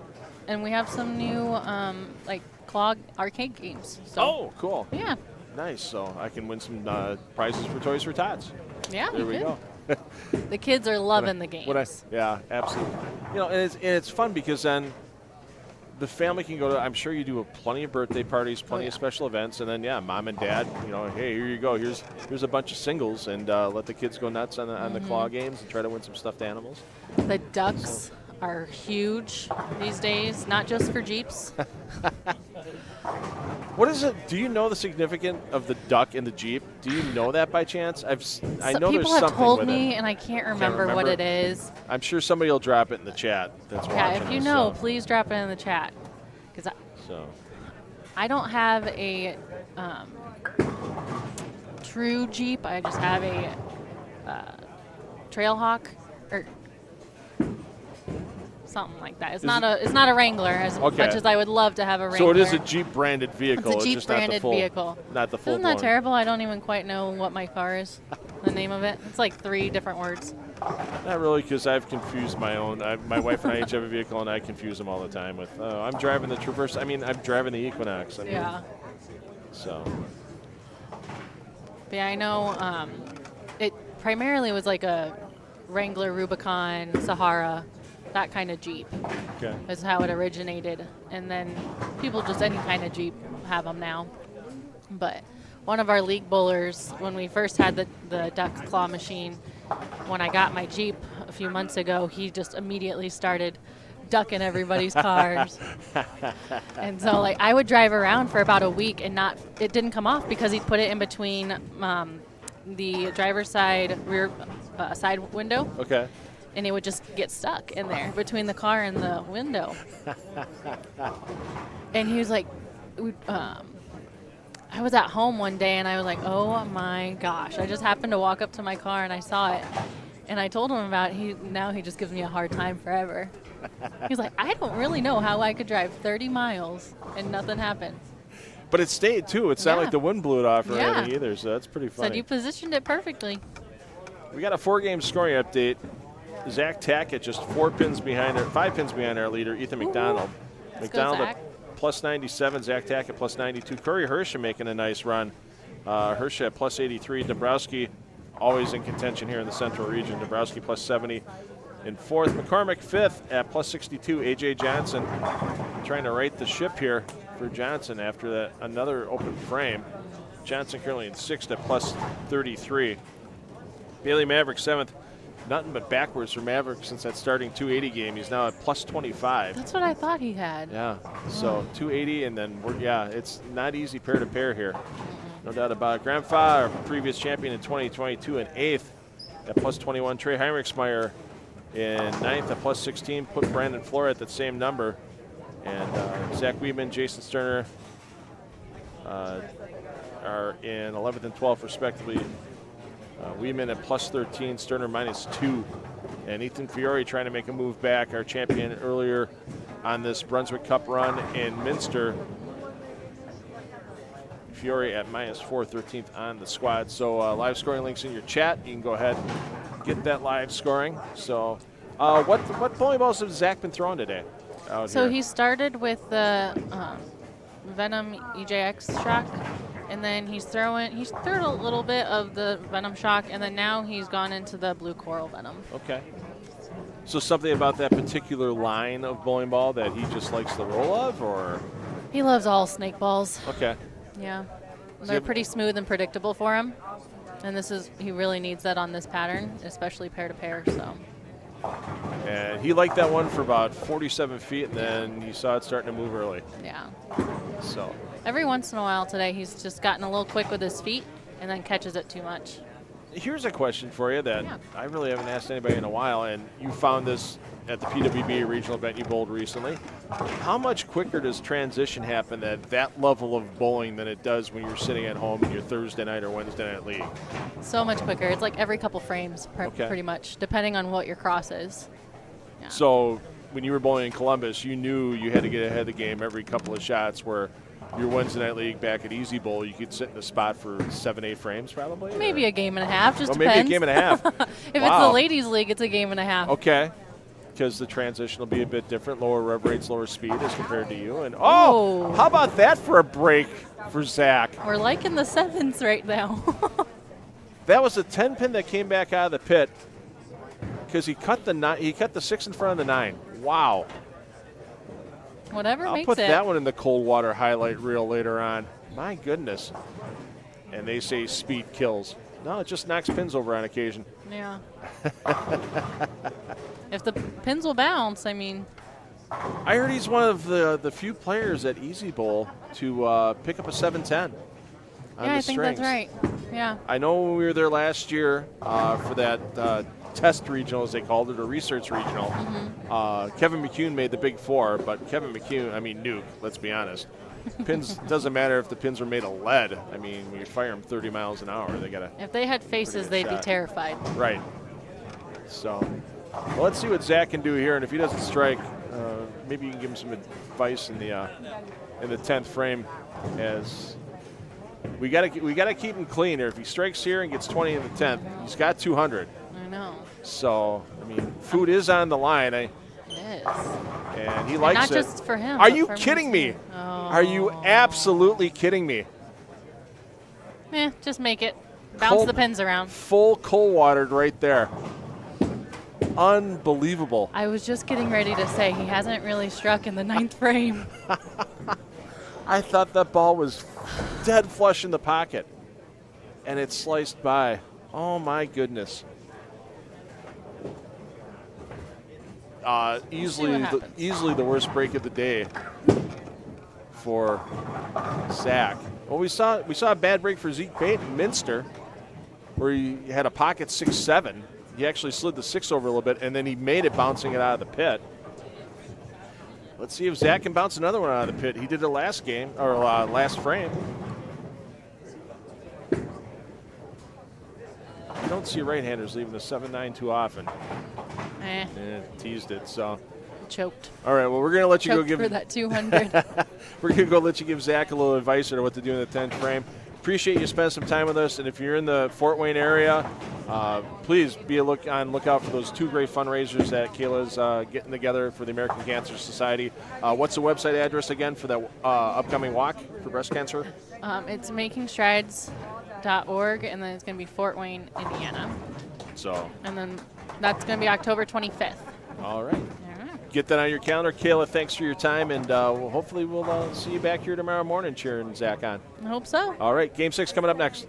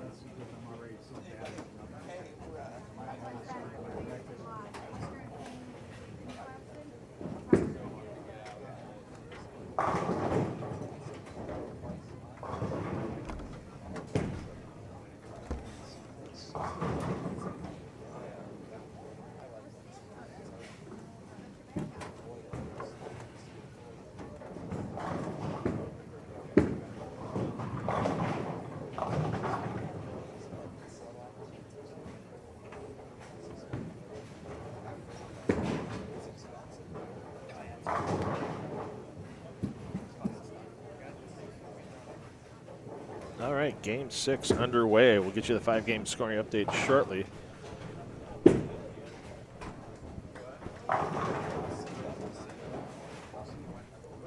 Thanks everybody for joining us here from Coldwater for A squad qualifying of the PBA BowlerStore.com Classic, presented by Moxy's Extra Pair.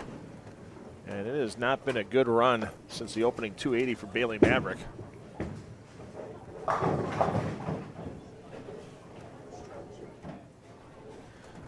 As he's going to try to right the ship here in game 6.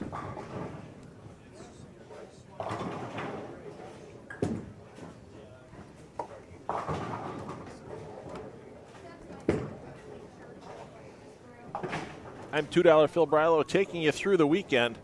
B Squad will hit the lanes at 1:30 p.m. Eastern Time. C Squad, 7 p.m. Eastern Time tonight. And this event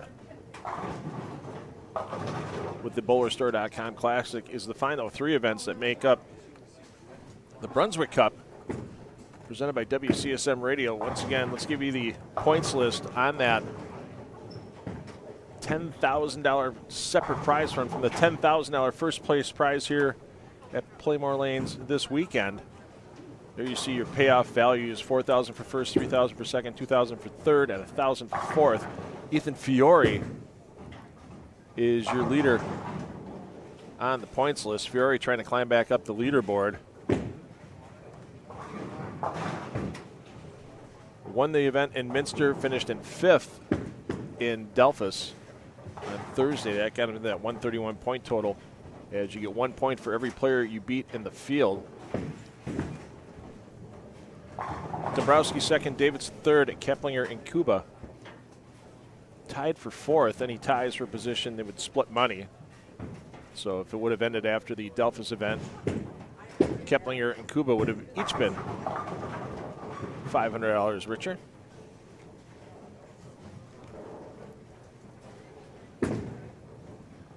And it might be time to play taps.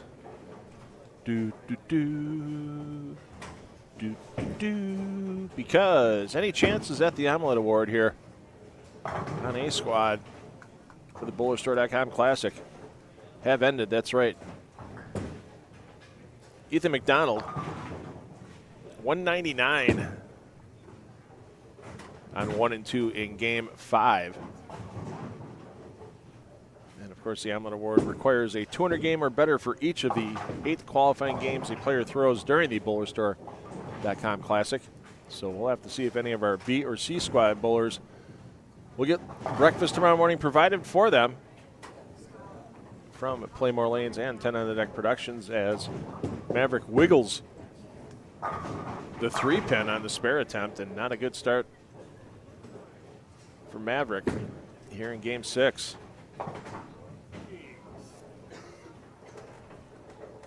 Ethan McDonald, he's your bowler A on 7 and 8. He's got a double on the board. Actually, all players but Heinrichsmeyer with doubles on the board to start. As McDonald's your A, Flores your B, Weedman's your double A, Heinrichsmeyer your double B. Next door on 5 and 6. It's Ethan Fiore, Ryan Lepardo, Richard McCordick, Keegan Alexander, your A through double B respectively. As soon as that 5-game scoring update comes across the wire, I'll check the chat momentarily. Apologize, everybody. I don't get to check the chat that often. For those of you joining us here on a 10 on the Deck Productions live stream to PBA YouTube, I'm $2 Phil Brilo. I'm also 10 on the Deck Productions. I'm it. I'm your one body here, streaming you all this great PBA regional action. So it takes a little bit of jumping around to get this done, but glad to get it done. Thanks again to Rick and Linus Hardings and their families for bringing me in. And thanks again to our season-long 10 on the Decks production sponsor for PBA Regional Live Streaming with H5GBrands.com. You got that jersey idea, you're not sure how to draw it up, talk to one of the great designers at H5G Brands. They can let you be bold, be creative, be original at H5GBrands.com. And it's new lower pricing as well to get you into the fall season.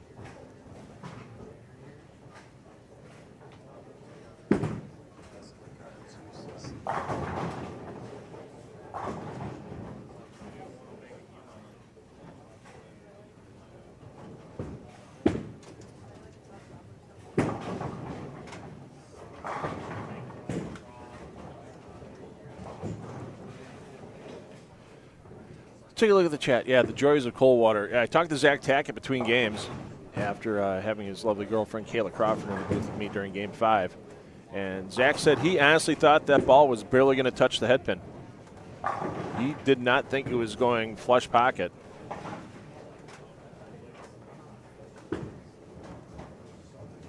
And we've shown you several instances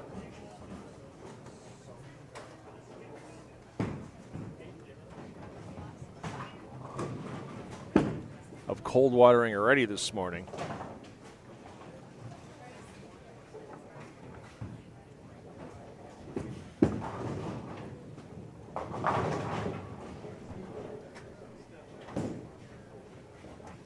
Let's get back and show you what happened to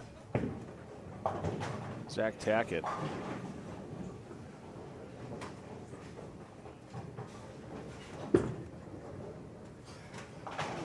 A little while ago.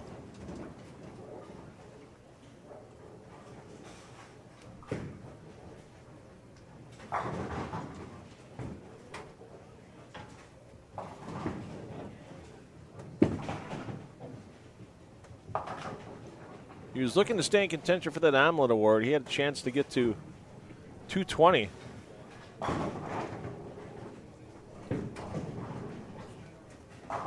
In game number 5. And we'll get you over to that replay once McDonald makes his toss and kicks the 9 out. Unfortunately for Zach Tackett, as you see here on the replay, he's coming in the left side of your picture. Right there, fires what he thought was a not bad shot. And how about that distance and height on the head pin for the stuffed pocket 7-9. Not a pleasant experience there for one Zach Tackett. But he still finds himself in contention for the lead. And once again, every pin counts because all the way through till we seed our stepladder finals tomorrow for our top 4, pinfall will continuously carry over. Here's your 5-game scoring update. Ethan McDonald is your leader at plus 96. Zach Tack at plus 89. Corey Hersha has had a nice march up the leaderboard since a bad start with a 178 game. 224, 224, 257, 204 for Hersha's next 4 games to get to plus 87. Dombrowski plus 69 in 4th. Maverick plus 53 in 5th. So Maverick with a little bit of a bounce back in game 5 with 228. A.J. Johnson hangs tight in 6th at plus 31. 198 game didn't do too much damage to Johnson in game 5. Ethan Fiore, once again, don't count the young man out. After starting out about 30 under, he's now fired 235 and 228 to get to 28 over in 7th. Rick McCordick in 8th at plus 13. Brandon Flora 9th at plus 6. And Zach Weedman round out your top 10 at plus 4. Graham Fa plus 3. Trey Heinrichsmeyer plus 1 are your only players over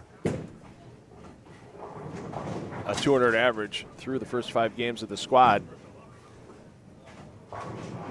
And then a couple players close. McIntyre Jr. minus 2. Sterner minus 5. Evan Gens minus 17. Wesley Boyd minus 21. And then it starts to fall off rapidly. Lakota minus 40. Lopano minus 45. Vargo minus 47. Some players that really need to start making a move these last 3 games if they want any chance to get into tomorrow's advancers round. Fiore's going to be shooting a single pin. That should be uneventful for him. Let's get over to Zach Tackett, as Tackett having some issues with his first 2 frames open here on 11 and 12, and responds with a double to try to get some of it back. Fiore didn't make that spare.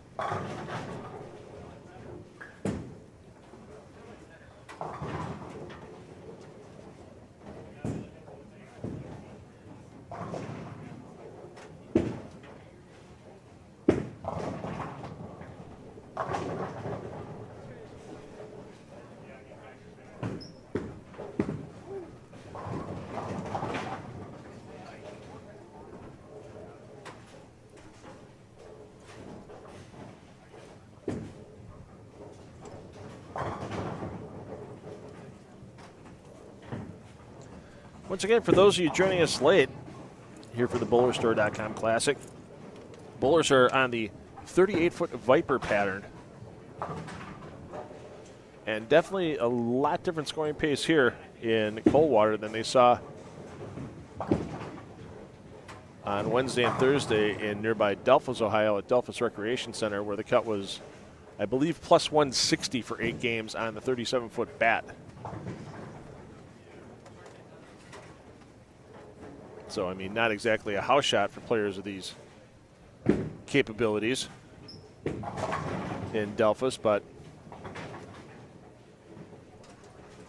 definitely a little bit easier of a way to consistently get to the pocket in Delphos on the bat than it is here on the Viper, or let's be honest, any other pattern they lay out on the 16 lanes of toughness here.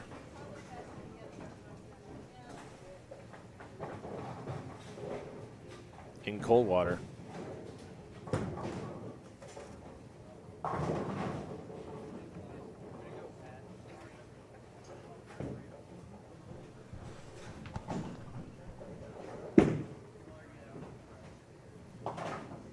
Let's see, Fiore, on his way to being the best on the planet. There's a ways to go for the young man. Don't get me wrong. I'd put him easily in the top 25 talents on tour on my list right now. But it's a long way to go to get inside the top 5s where you're getting mentioned with the EJs and the Belmos and the Simonsons. Yeah, it's a bit to go. But, you know, he got done winning Sunday. Guess what Fiore was doing Monday? He wasn't at the Linus Open golfing with the rest of us. Nope, he was here in Coldwater, but he was inside Pla Mor Lanes getting some games of practice in. So, I think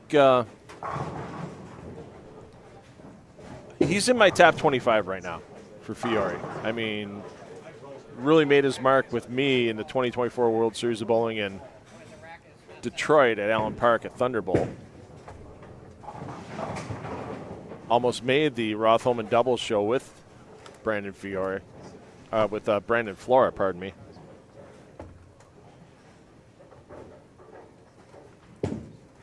So, but yeah, definitely keep your eyes open for him, and he knows there's a bit extra on the line today. Nobody wants to leave $4,000 on the table. And the only way Ethan Fiore can make sure he has that $4,000 in his back pocket, win the BowlerStore.com Classic. You get 1 point for every player you beat in the standings. So if Fiore doesn't finish at least 8th, Dombrowski could get past him with a win. So lots of scenarios out there. We'll try to keep you updated as much as we can on the points as we get through our elimination rounds tomorrow. Let's see. Definitely. I see the sign up on the at the counter. No open bowling tomorrow at Pla Mor Lanes till 7 p.m.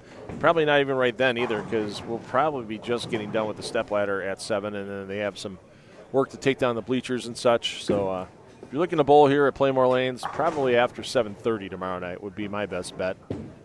So hello to our viewer from Japan. Unfortunately, I can't read the script that your YouTube handle is in, but thanks for joining us. Glad to have PBA Japan back with us, and it was announced this week as well that PBA China is returning after a short hiatus. I know Sean Rash is looking forward to going back to China. He won the China Cup back in 2019 before the pandemic, and there'll be some details about how PBA players are going to be able to be a part of that China Cup, thanks to Frank Tsao and Long March Bowling in China for bringing the PBA China region back. Let's see. Oh yeah, Coldwater. Let's see. Yeah, Coldwater giveth, Coldwater taketh away. Yeah, that's a minute by minute basis there, no doubt about it, Dustin. Nick, yeah, the situation with Prather, other than people bringing it up on social media, that's been long closed. And we'll just leave it at that. Mikey Schleybaugh, we'll see you on C Squad, sir. At least that's what I remember off the top of my head, that you were in C Squad.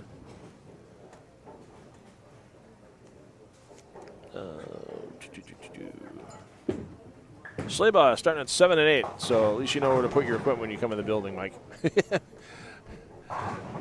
Mikey Schleybaugh, always good to have you in the house.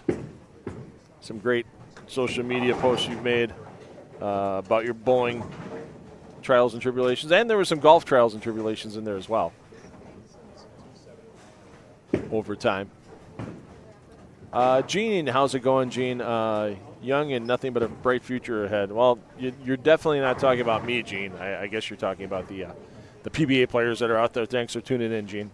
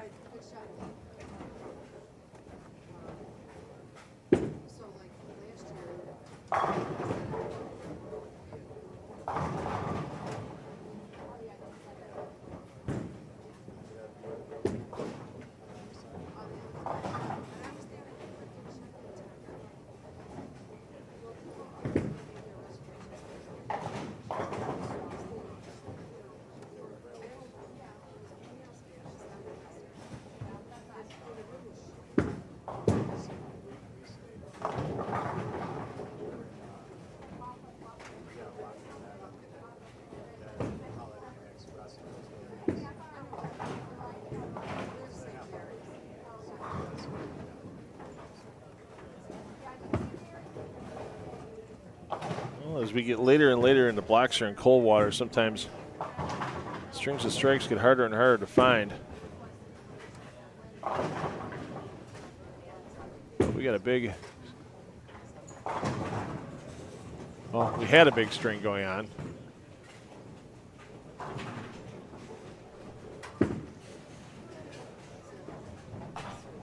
On 7A, I believe it was Zach Weedman.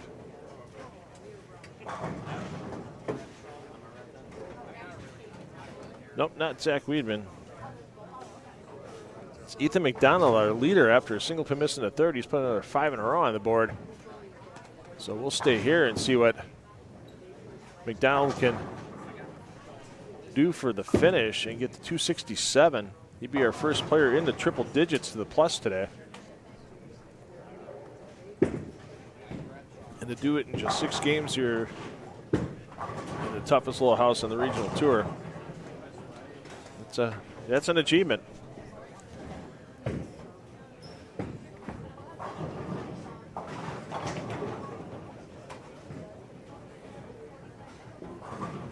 Mason, we'll get Ian in a little bit.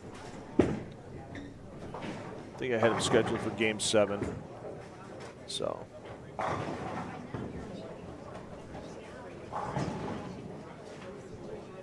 think he's trying to help Judson Weber out right now. Missed it earlier. Judson had a nice hit. There was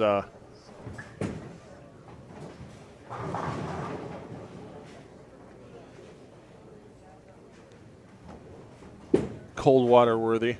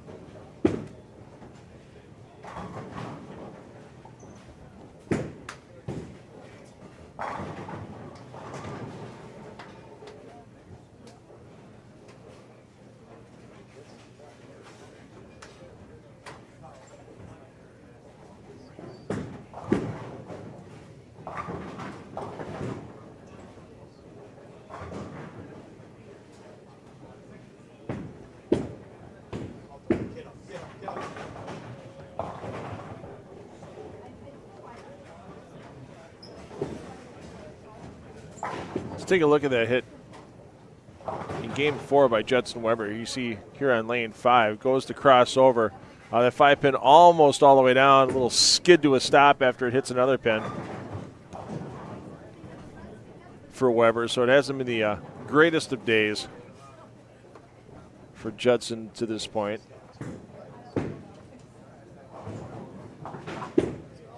As he's sitting at minus 50 for his opening 5 games. Started off hot, 249, and he hasn't broken 179 since. All 4 of his other games in the 170s. So yeah, as mentioned in the chat, Mr. Weber needs to get moving if he wants to see some action tomorrow.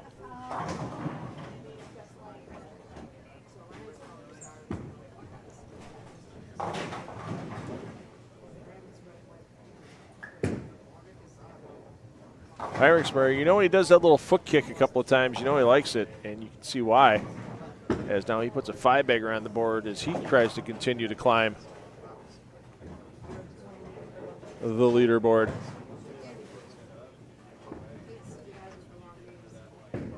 Heinrichsberg currently at +1.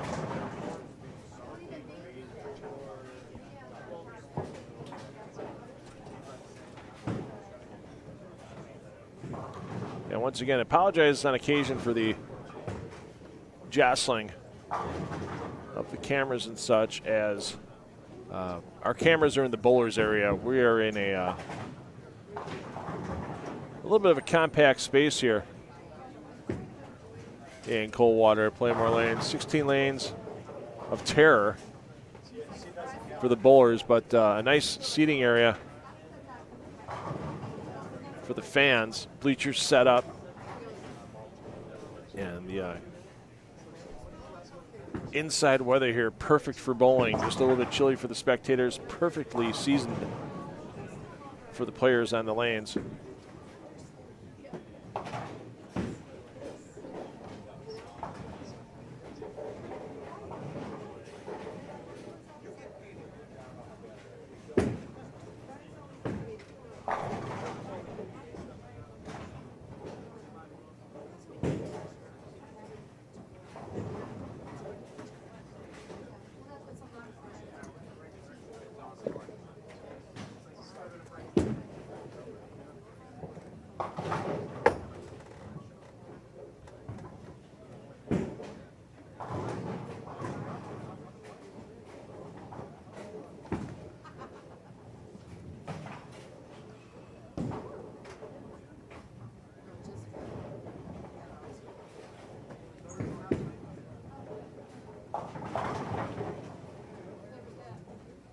So McDonald looking to polish off this game, get the 246, first player in the triple digits. And he'll do so. Let's check in on Zach Tackett, as Tackett also looking to get into triple digits.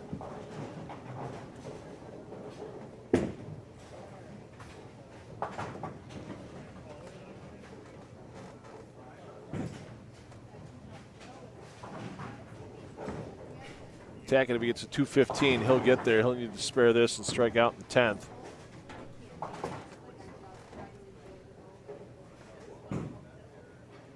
Another player that can get to triple digits, Corey Hersha. Checking on Hersha's score, as he is our bowler double A. Hersha having some struggles right now. He's got some work to do to get to the triple digits here in Game 6.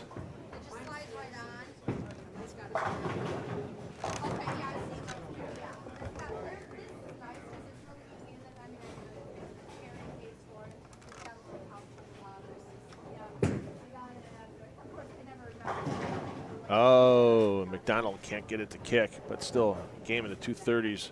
Should have him relatively happy. Let's check in on Hersha, going for the spare, and falls behind, and Hersha's going to give some pins back to the plus here. And while we're waiting for Zach Tack to come up, we once again want to thank all of our local sponsors that not only helped bring this live stream to you on PBA YouTube for free, but also caused a great prize fund to occur once again in Coldwater. $10,000 on top, over $20,000 added overall into the prize fund. Every player in the top 16 tomorrow is walking out with a check in 4 figures. So very solid for a PBA regional event. And we appreciate all of our sponsors, whether they're diamond, platinum, or gold, like you see on the screen there, or they're one of our silver sponsors,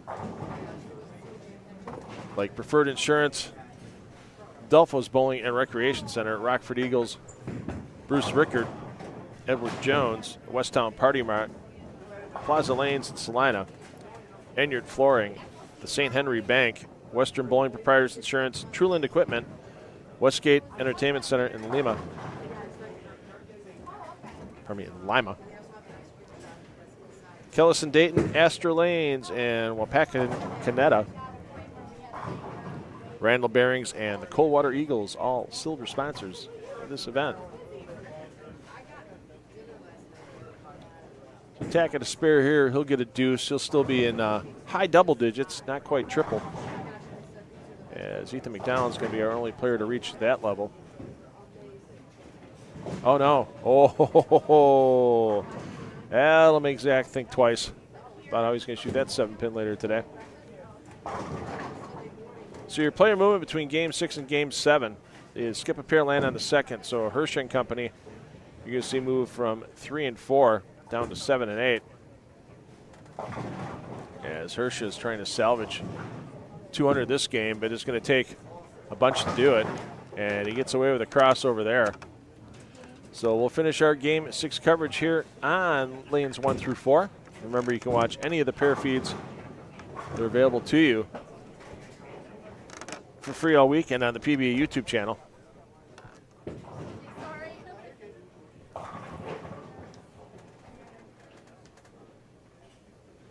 And we'll have more of the PBABowlerStore.com Classic here for A Squad. 2 games remaining as they set the pace for B and C squads. B squad coming to the lanes at 1:30 p.m. Eastern Time. C squad hits the lanes at 7 p.m. tonight.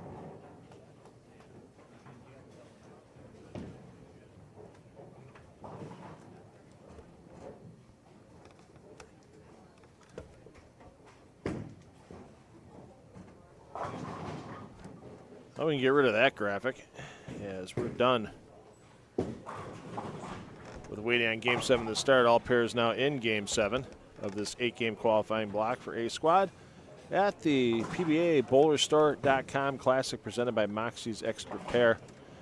I'm $2 Phil Brilo. Running you through the weekend. And yeah, what's good on one pair for one player may be the worst thing in the world for another player on a pair. Tell you what, the pair-to-pair difference. I mean, I've seen some players out here that have bowled here for several years that actually still have physical written notes on what they saw with ball reaction years ago to try to handle making changes. And with this 38-foot Viper pattern now really starting to wear away 7 games in. Yeah, going to be fun to see some of the angles these players are playing here in Game 7 and into Game 8.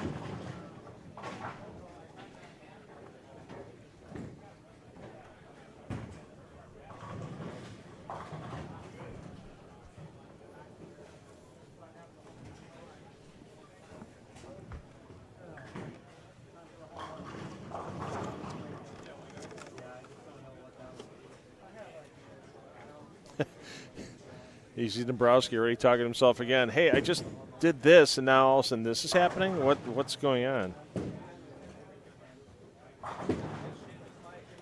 You gotta be kidding me.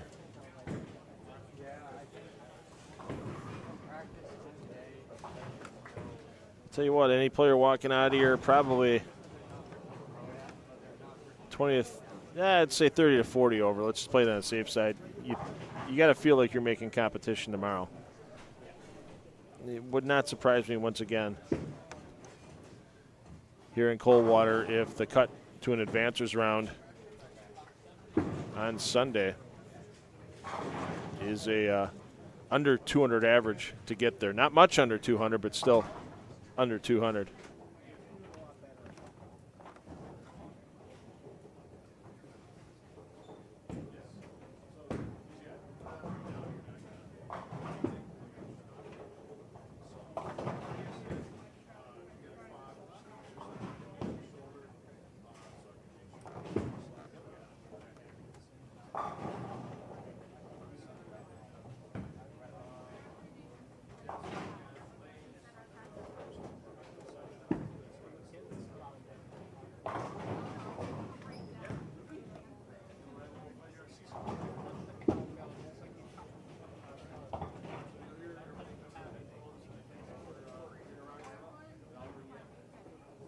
All right, now joining me in the booth, a man who had reasonable success in the putt-putt competition on Thursday night and looking to carry it over into the bowling on C Squad a little earlier today, Ian Kane. Ian, how are you doing this morning? Doing wonderful, Phil. Thank you for having me in the booth. I appreciate it. Oh, absolutely. Hey, you've been watching Judson Weber a little bit this morning. You saw a bad break he got earlier. We played it a couple times already, so we're not gonna rehash that for Judson. I'm sure he'll stick it on his social media a little later after the round's complete.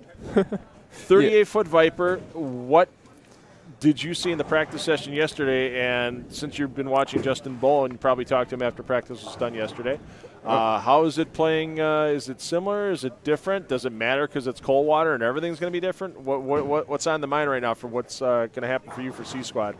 Like you added at the end, it's absolutely Coldwater, so I'm not too concerned about how they're going to play squad to squad. You know, you just have to make good shots and keep it in play because no matter what, you're going to have out of bounds to the right. You have to play a little bit more angle, but if you throw it past the pattern, it's not going to hook. And if you miss left early, there's even less of a chance of it staying on line and hitting the headbin. But Corey Hershey there doing the right thing, throwing a weaker ball in the middle of the lane and letting the ball do the work for him. So, yeah, especially with that speed and rev rate. So, looks like, is there anybody left throwing urethane at the moment out there? Not on the right side. I see some lefties playing in with urethane, though, trying to use, like, the hold towards the 10-4 down lane. Okay. Because there is a little bit of oil in the front part of the lane. There's a little more volume there. They like to try to stay in it and just roll the ball because it's all about controlling the pattern and trying to get 9. 9 spare here is a very good frame. as we see a lot of these good shots getting 7, you know, some even better ones with worse breaks. Yeah, or Lakota here, big 4. Let's see if maybe he can get a little bounce, get a little Coldwater luck. Not going to happen. Let's take a look at Graham Fye. You mentioned about lefty and urethane. I don't think there's a lefty to the plus right now. They look brutal over there. Yeah, because usually, you know, people always make the preconceptions about lefties and shorter patterns and urethane that they're going to be able to just whack them, run them over, and and everything's going to fall their way. Definitely not the case here. And Graham's won here before. Graham won in 2022.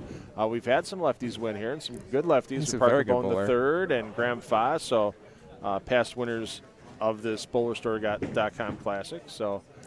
I've seen Graham play a couple different parts of the lane trying to throw. I mean, he's thrown more urethane than I've seen reactive, at least until this shot. I'm not quite sure, but he's been trying to play in, trying to play a little straighter. There's just, you can't throw it to the gutter here. There's no hook on like 1, 2, 3. If you get it there where most houses, it'll tip up and hook for you. Yeah. Here you can.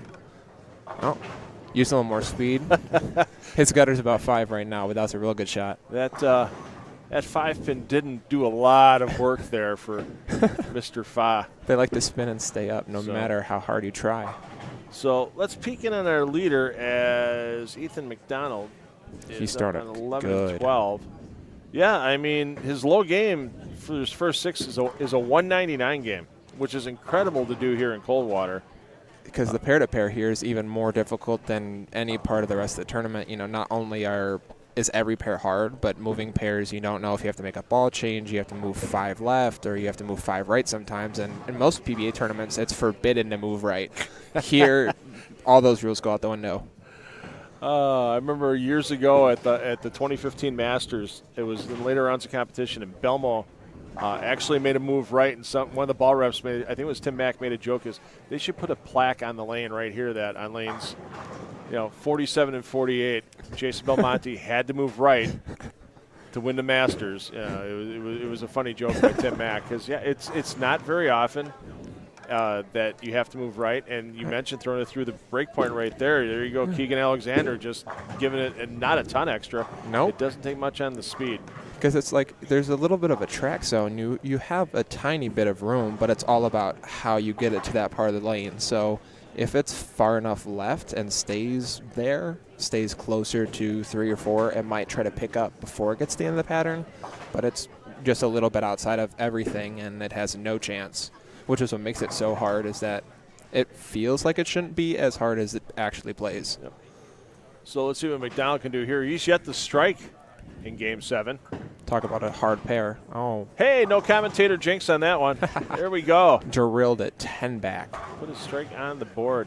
Maybe a ball change there. There you see Michael Bankert. Bankert, unfortunately, his highlight of the day was a little earlier today, making a 7-10. Easy. During Game 2 or 3. I'm blanking on it off the top of my head, but he's at minus 87 right now. We're going to check in our number 2 player on the squad, Zach Tackett. Zach at plus 93. Pardon me, Zach is third on the squad. Patrick Dombrowski at plus 100.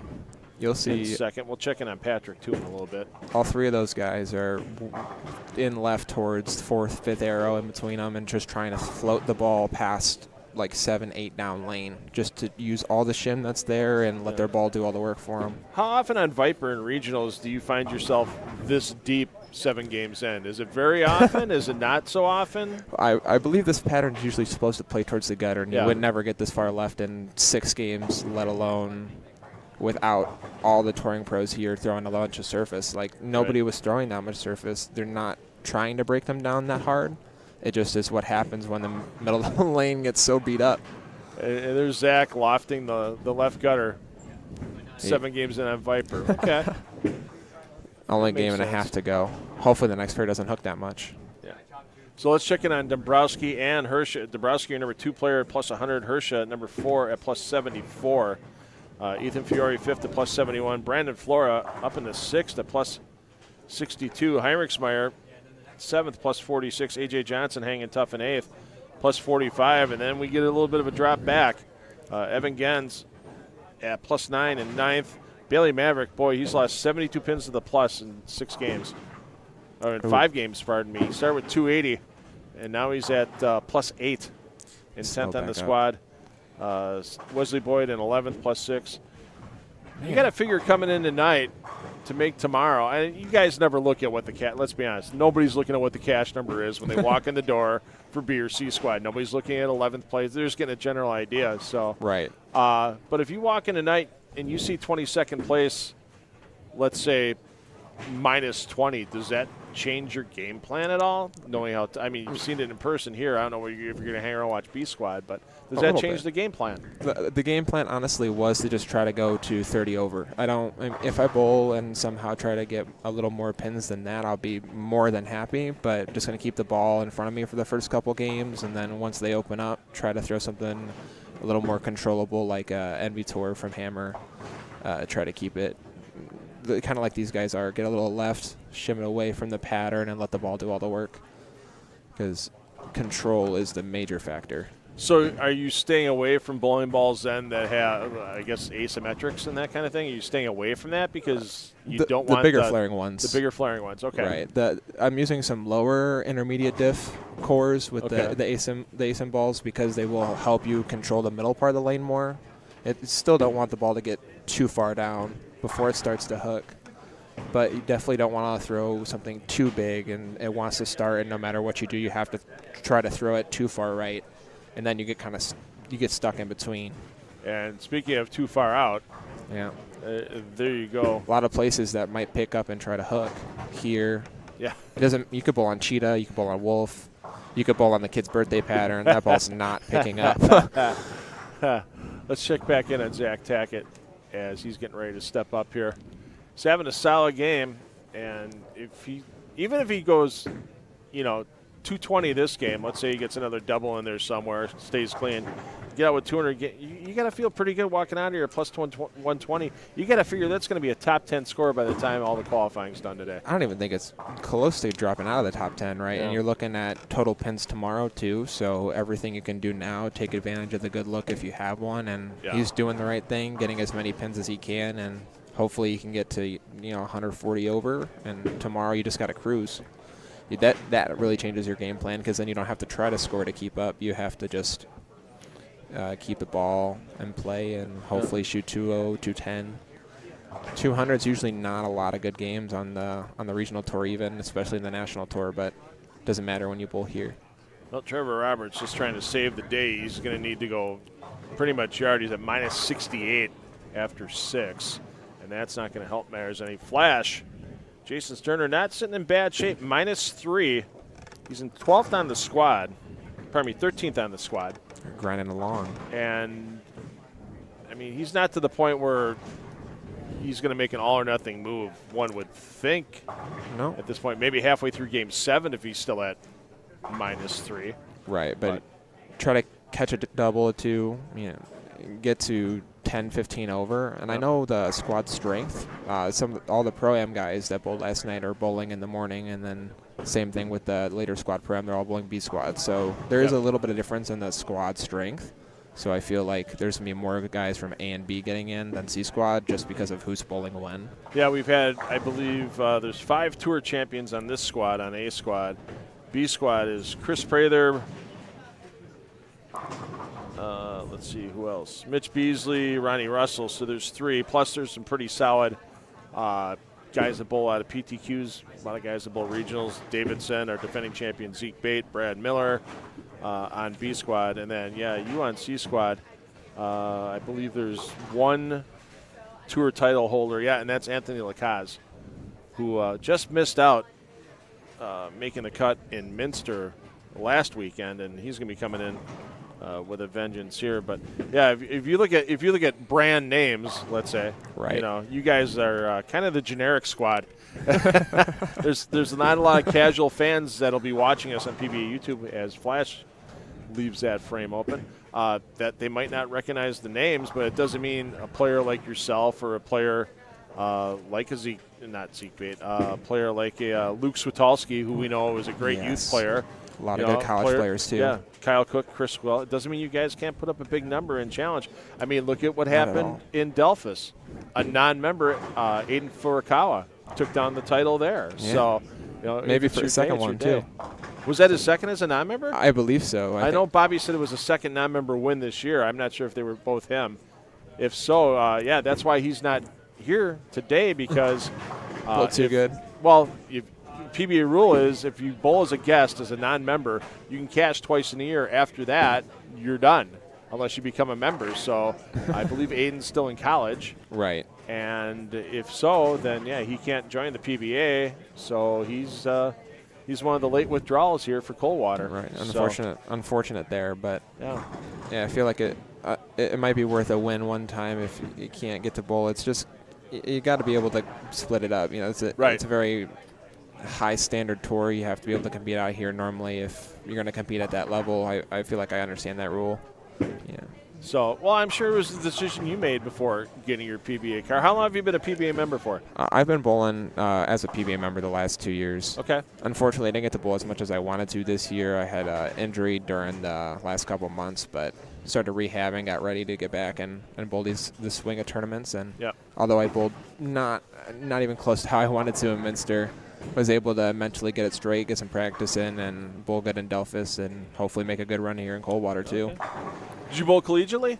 I did not. You did not. Okay. I make a choice to not go to college. I've seen more and more players that, I mean, look at an Ethan Fiore or a Dio Bernard or Eric Jones, where, you know what, college isn't for me. I'm a pretty good player. I'm going to give it my shot and see what happens. And I know guys that have gone back and dipped their toe in the water, gone back, and then just went to school at night and raised a family, that kind of thing. So you can always do that. Yeah, that's always an option. Too many, I think sometimes the emphasis on you got to go to college and bowl first before coming out and bowling PBA stuff is a little overhyped for some people.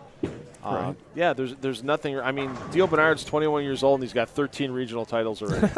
Yeah, I think Dio's made the right decision. I would believe so too. And as much as college bowling is a lot of experience, I don't necessarily think that experience translates directly into what you're bowling on and then on any PBA event, and especially in the national tour. A lot of these guys have to get left, chuck it over the bar, turn. Lefties are stuck throwing urethane on every college pattern too. Yeah. There's not a lot of room to develop the same kind of game where you can if you're out here competing every week and you're getting the legitimate experience you need to improve. Any bowling is good bowling, but you're looking at situation-specific stuff that you get more often just from bowling these. Yeah, the lanes are going to break down entirely different when you're at a regional event than when you're at. Have you bowled any National Tour PTQs? I did not bowl. I've not bowled any PTQs. I bowled the Masters a couple years ago back in Detroit. And then that breakdown's entirely different than what you see at the regional level, and absolutely. So, like anything else in life, it's a learning experience, no doubt about it. Yeah. So. What bowling balls are in the bag? You mentioned a couple of them earlier. What's the ones that are probably going to come out in this round? So if I'm lucky and I only have to check 3 bowling balls, we'll be looking at a Black Hammer, an Envy Tour, and an Attention Star. Just the Black Hammer to try to keep it in front of me on the fresh, try to keep it in like the 6-7 board.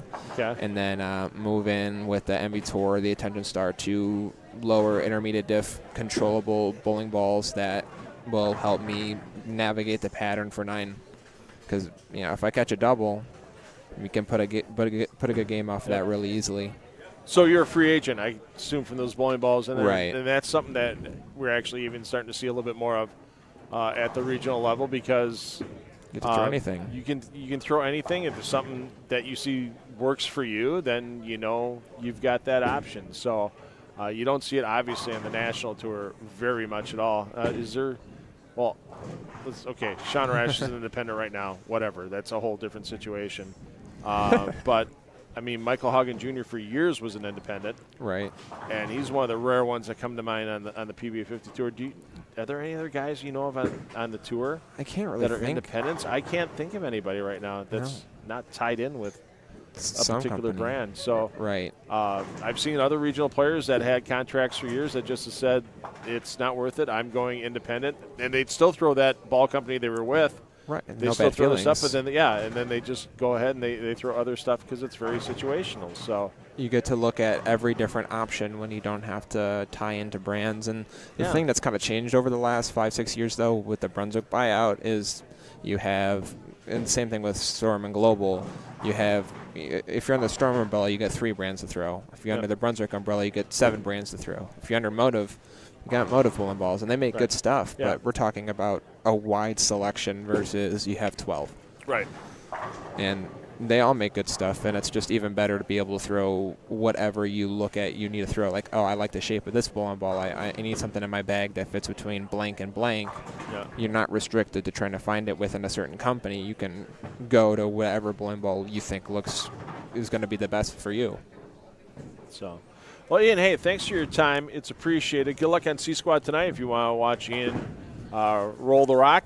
7 p.m. Eastern time is the start time. Thank you, Phil. Appreciate I really taking appreciate the you time having with me. us. Your player movement between game 7 and game 8, 1 pair to the right, nice and easy, and we'll be back with that 8th and final game at A Squad momentarily.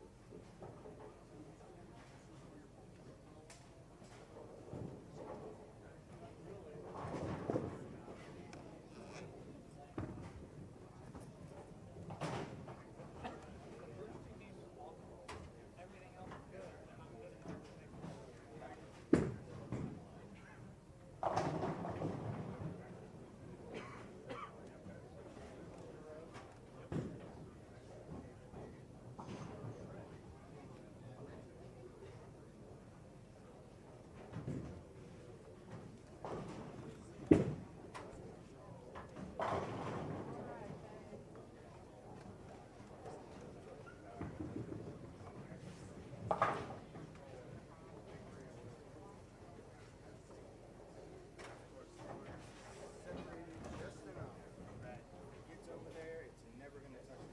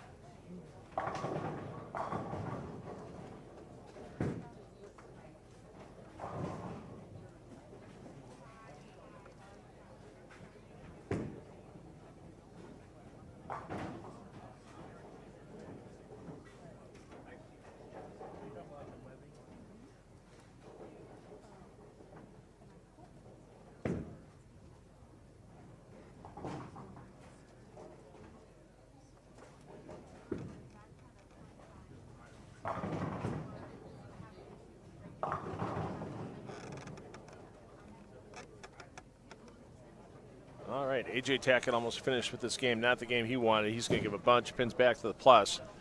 Zach Tackett, who I believe will be our leader, will get the scores verified and out to you momentarily. We'll also repost that live scoring link in the chat.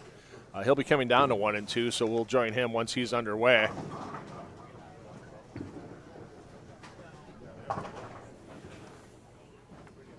Ethan McDonald up at 13 and 14, just getting ready to get started. We'll check in on McDonald, and we'll check in on Tackett, along with Dombrowski and Hersher, who are our top 4 here in A squad.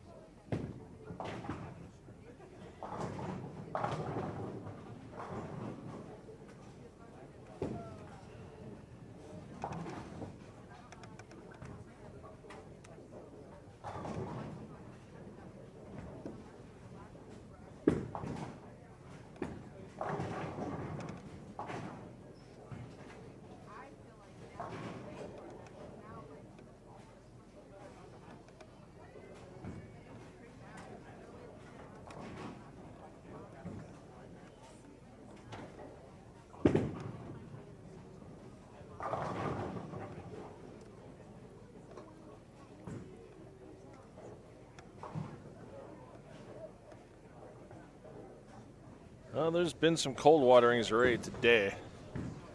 We saw Zach Tackett stuff 7-9 in Game 5. We saw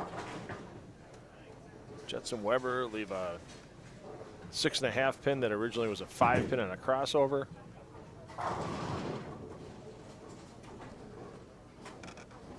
Seen some stone 8s, but we did see a 7-10 pickup a little earlier by Michael Bankert.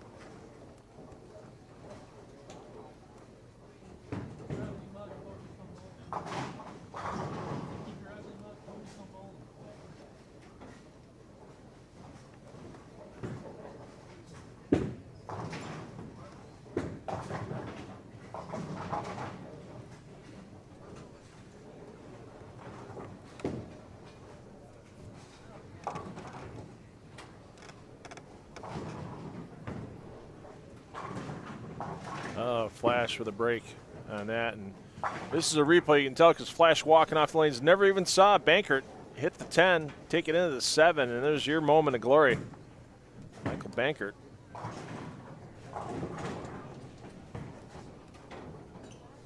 Sometimes getting cold water can end up with a final positive result. Of course, those are about as rare as a needle in a haystack. KK, I guarantee you there will be 0 300s in this event. Maybe not 0, but the chance of that happening, some serious rarefied air. Maybe in game 1 of a block, bowlers are on their pair in practice. They catch a little bit of a break, and something good happens to them with a 300, but I just cannot see a perfect game, at least today in qualifying. Maybe tomorrow during the advancers rounds or round 8, round of 16, because yeah, there's just fewer players on the lanes. They all break them down a little more similar since they're the most successful players to that point. And maybe we'd have a better chance of that tomorrow.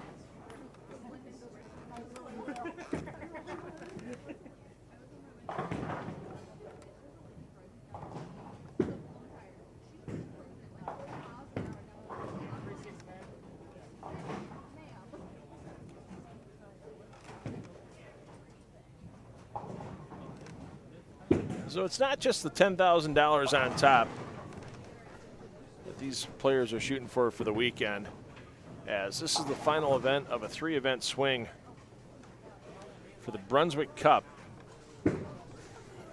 presented by WCSM Radio. It's a pretty simple points list. Bowlers receive 1 point for every player in the field they beat in an event. So there were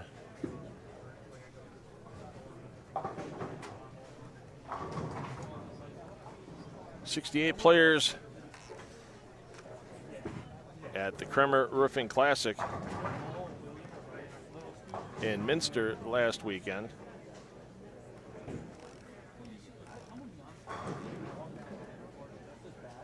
There were 68 players in Delphos, Ohio for the Dave and Diane Kill Open on Wednesday and Thursday, and then there's 93 players in this field today. So basically for Ethan Fiore to make sure he takes home the $4,000 on top for the Brunswick Cup,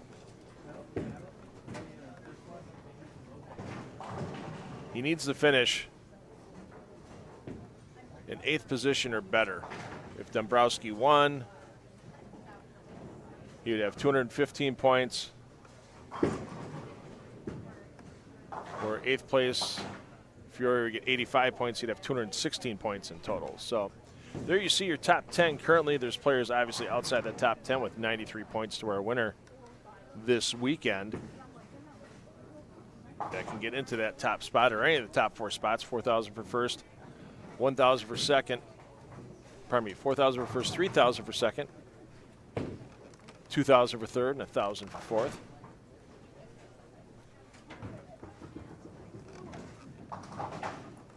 Let's get down to our leaders pair with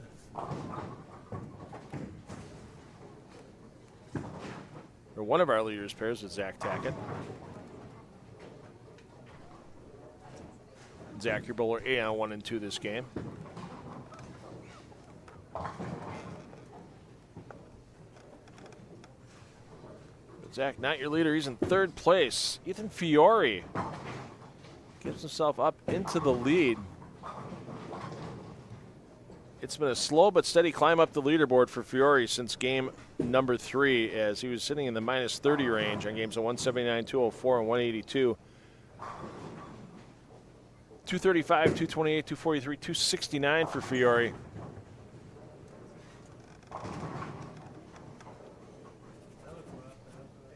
In games 4 through 7 to get to the plus 140 total he's currently at.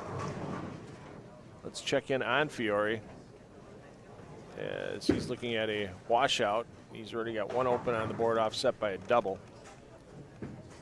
Zach Tackett going to be shooting at a 5-pin. Tackett currently 3rd at plus 116. Ethan McDonald stays in 2nd, plus 122. We'll give you the radio call on Zach Tackett because obviously 5-pin should be a non-issue, and it is. Bigger issue now for Fiore, and you'd see he's not happy on the get-go.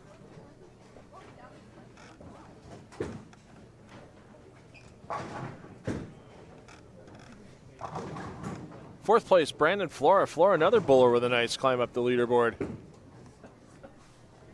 Last 2 games for Flora, 256, 228. That makes up a majority of his plus 90 total in 4th.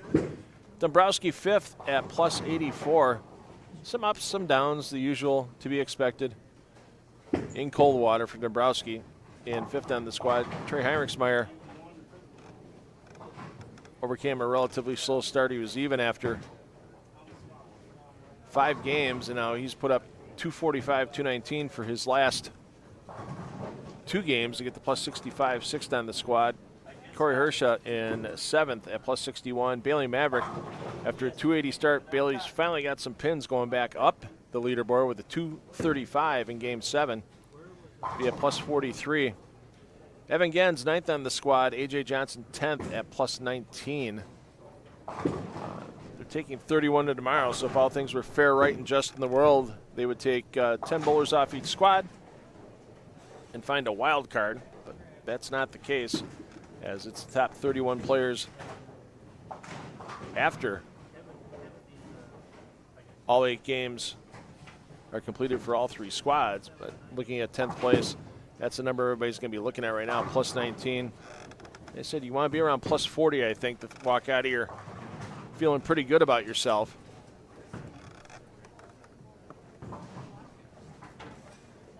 The cut should be a bit lower than that. But you can always say, there's strong squads, there's weak squads. Sometimes squads put things together and amazing things can happen.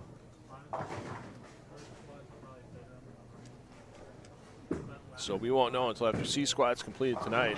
Sometime probably around midnight, I would think.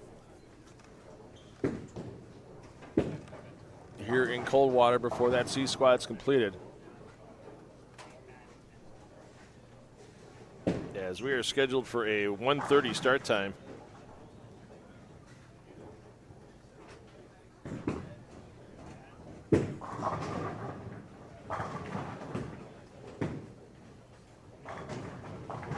For B squad, but we're going to be running a little behind on that. Lanes are going to have to be oiled, and then they're going to have to sit and set for about 15 minutes before we start practice. So I'm guessing we're going to be closer to 1:45 before we start practice.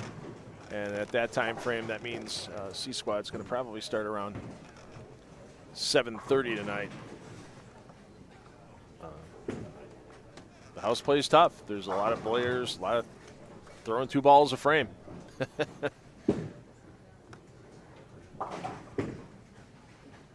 You see there right now for Hirsch as he emailed the head pin on the first shot. And that needs to hold and get them all. Yeah.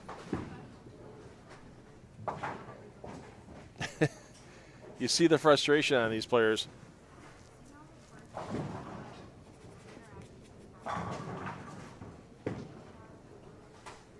As the grind that is known as the BowlerStore.com Classic is in full effect.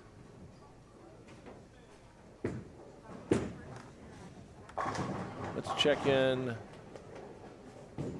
as Ethan McDonald, who's in second, McDonald on 13 of 14 with Flora, Weidman, and Heinrichsmeyer. And Heinrichsmeyer just went through the face. Heinrichsmeyer currently in 6th, but apparently the Linus Open making a reappearance here with 4.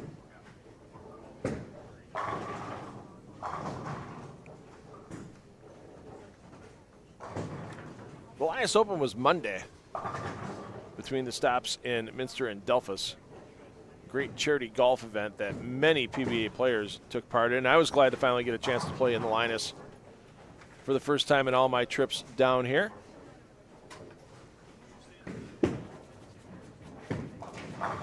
As Heinrichsmeyer almost got that converted.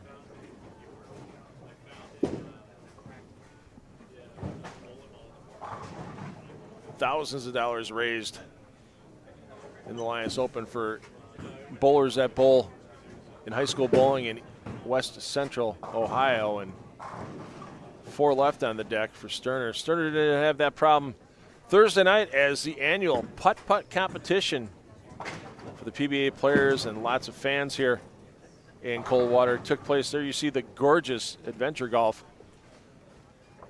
here in Coldwater. There you see Chris Prather trying the bank shot, trying to get that hole-in-one.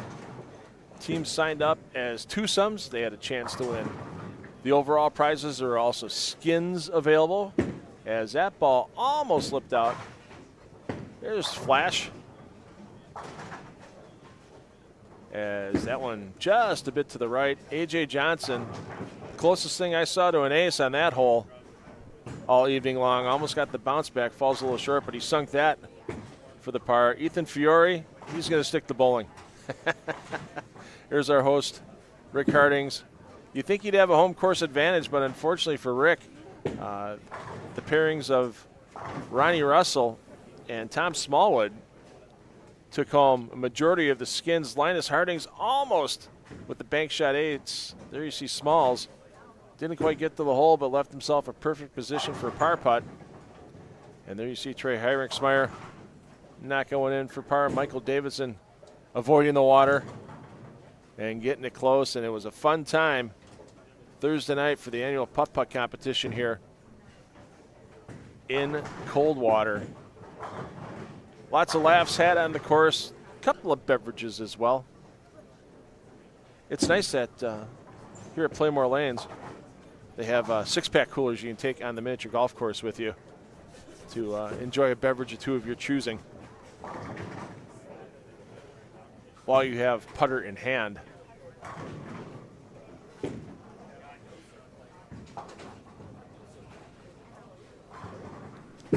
So Flash minus 32, and this game for Flash not going well as he can max out for 244. He's going to need to do it to get in the plus, and that may be what it may take to keep him into advancing tomorrow. Graham Fa minus 19. Fa down on 5 and 6. We'll check in on his score momentarily as Fa is your bowler double B. So Fa offsets an open with a double, but he's only pacing 2-0, so he's in danger of not seeing competition tomorrow. Trevor Roberts won't be back. Ryan Lakota won't be back.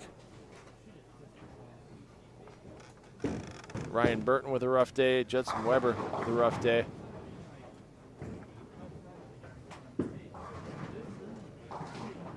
But the competition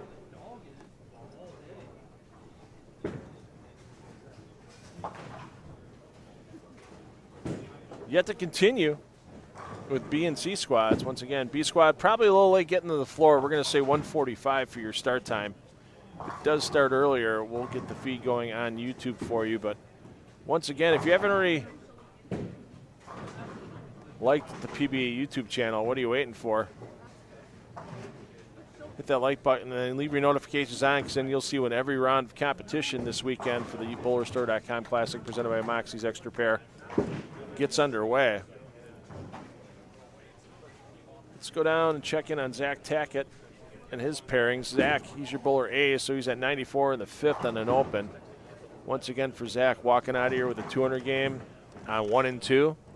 I think he'd be happy, and we'll see him and his lovely girlfriend Kayla tomorrow. Good to talk to Kayla in the booth about her life's going on and what she's doing for the American Cancer Society during Game 5 today. And A.J. Johnson, you see there, working on a 3-bagger.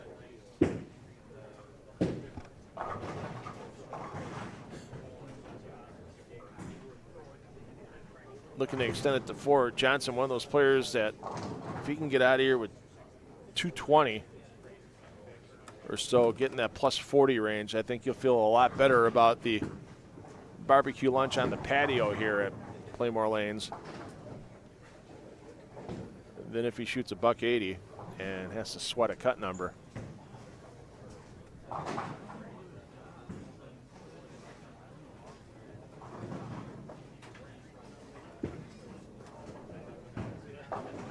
And half for AJ. It doesn't take much of a mistake, especially on the speed end of things here at Pla Mor Lanes. I mean, these bowlers don't have to thread needles today. They have to make really good shots. But you get fast, zoom it through the break point, you get a little slow, ball picks up real early, and you end up maybe even crossing over, if you're lucky enough, and avoid that shot through the face.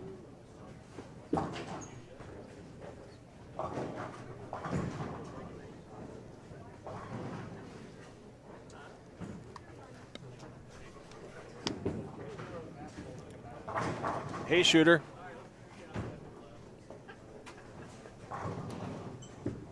What is AJ like in his coffee right now? Half and half. All right, that's really bad. I apologize for that, ladies and gentlemen. I'll try to never let that happen again. Let's get back over to Heinrichsmeyer. As we said, one of those players sitting in decent position, but now it's falling backwards rapidly. Heinrichsmeyer plus 65. Shoot 150. Give 50 of that back, and you're in a sweat.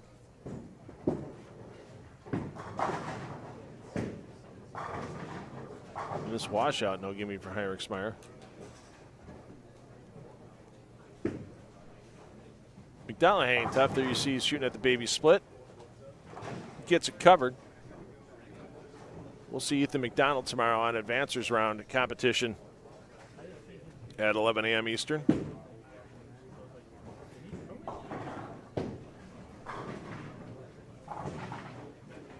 And Flash, you just never know. He can get to 234. Get himself into the positive and go out on the patio, enjoy some sun, sweat, then come back inside, watch some bowlers try to knock down your score, sweat some more. Two different kinds of sweat. Gorgeous day outside, though, here in Coldwater. Couldn't ask for a better day for the party on the patio all day and night long. Nice for the bowlers. They get a little bit of an escape before their squad, after their squad. I don't think anybody's going to make the escape during their squad. Be bad form to have a fork full of brisket going while you get ready to bowl. Let's go over to Zach Tackett.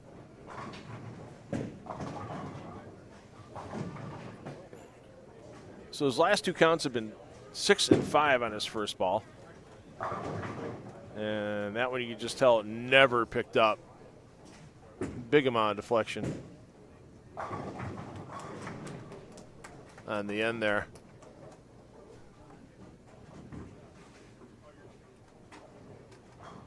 Speaking on Fiore, as he's finishing up here.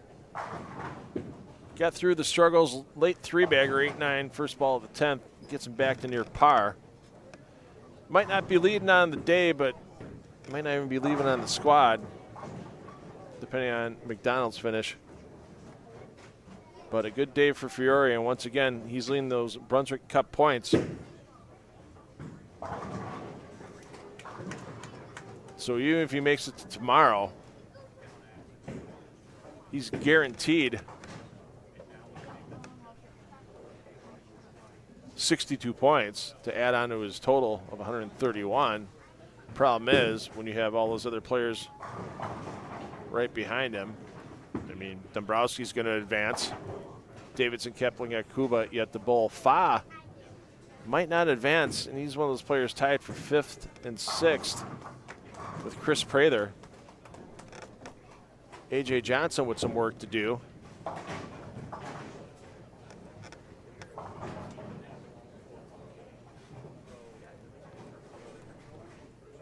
Try to hold on.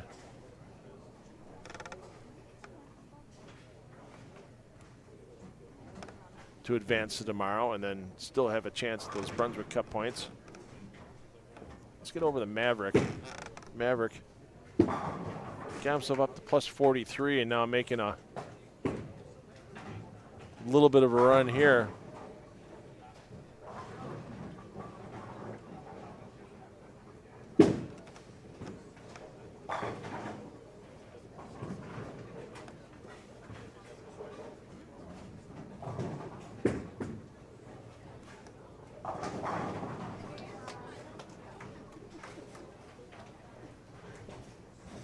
Thrown a little bit right now. The bowlers are getting so deep, some of these players, like you see there for McDonald, that when they're in camera range on one pair, they're actually on the pair to the right or left.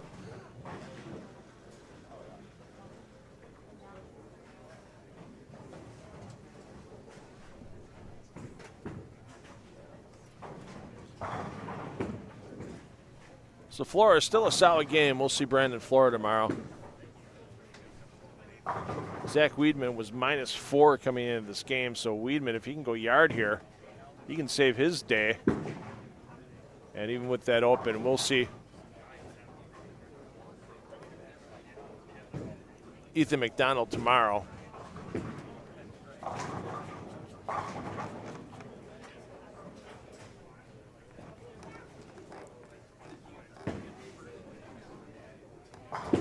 Fiore didn't have the greatest of finishes, neither did McDonald.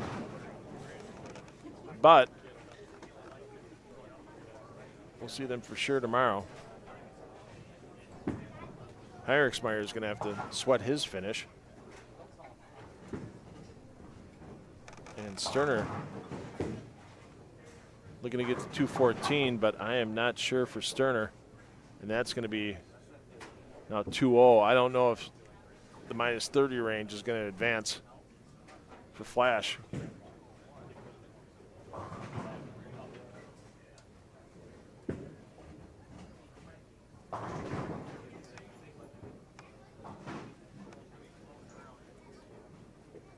Zach Weedman making a nice pop here. Even with that errant shot, he's still in the plus 40 range.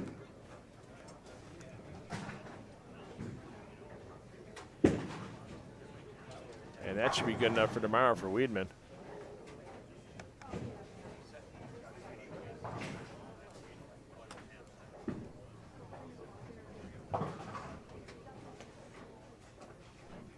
So at this time, we are going to end our audio portion of A Squad programming.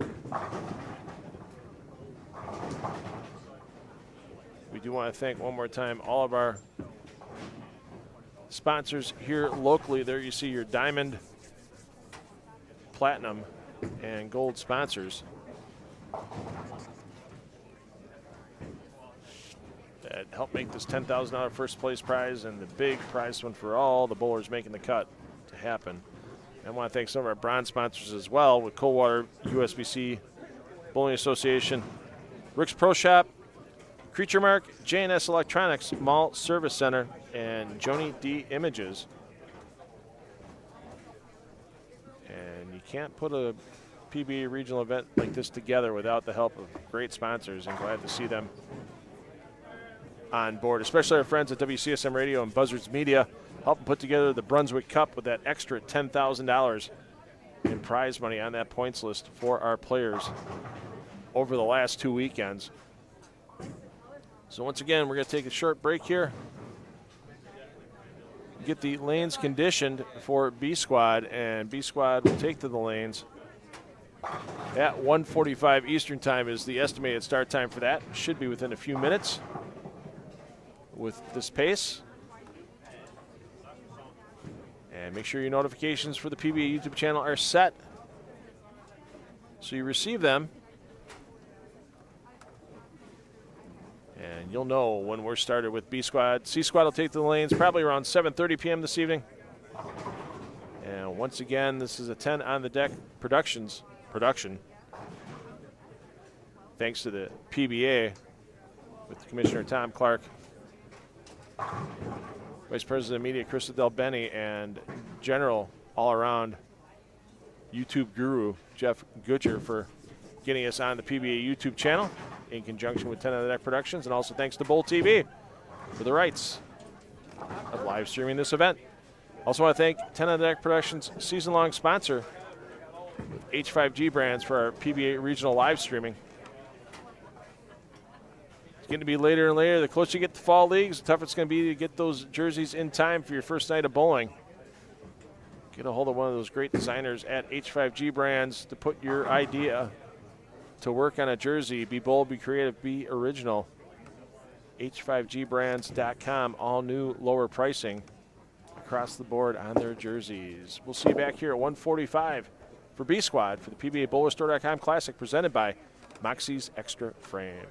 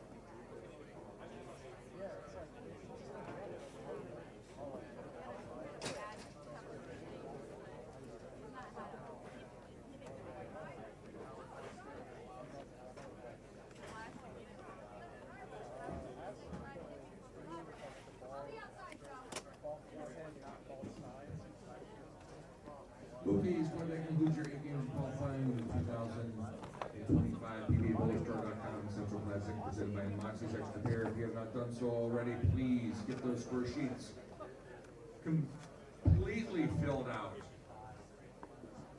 and turned in to the counter. I'm in the back, so if you have one of the counter personnel, they'll bring the sheets back to me. I will verify the numbers and bring you your final results off of your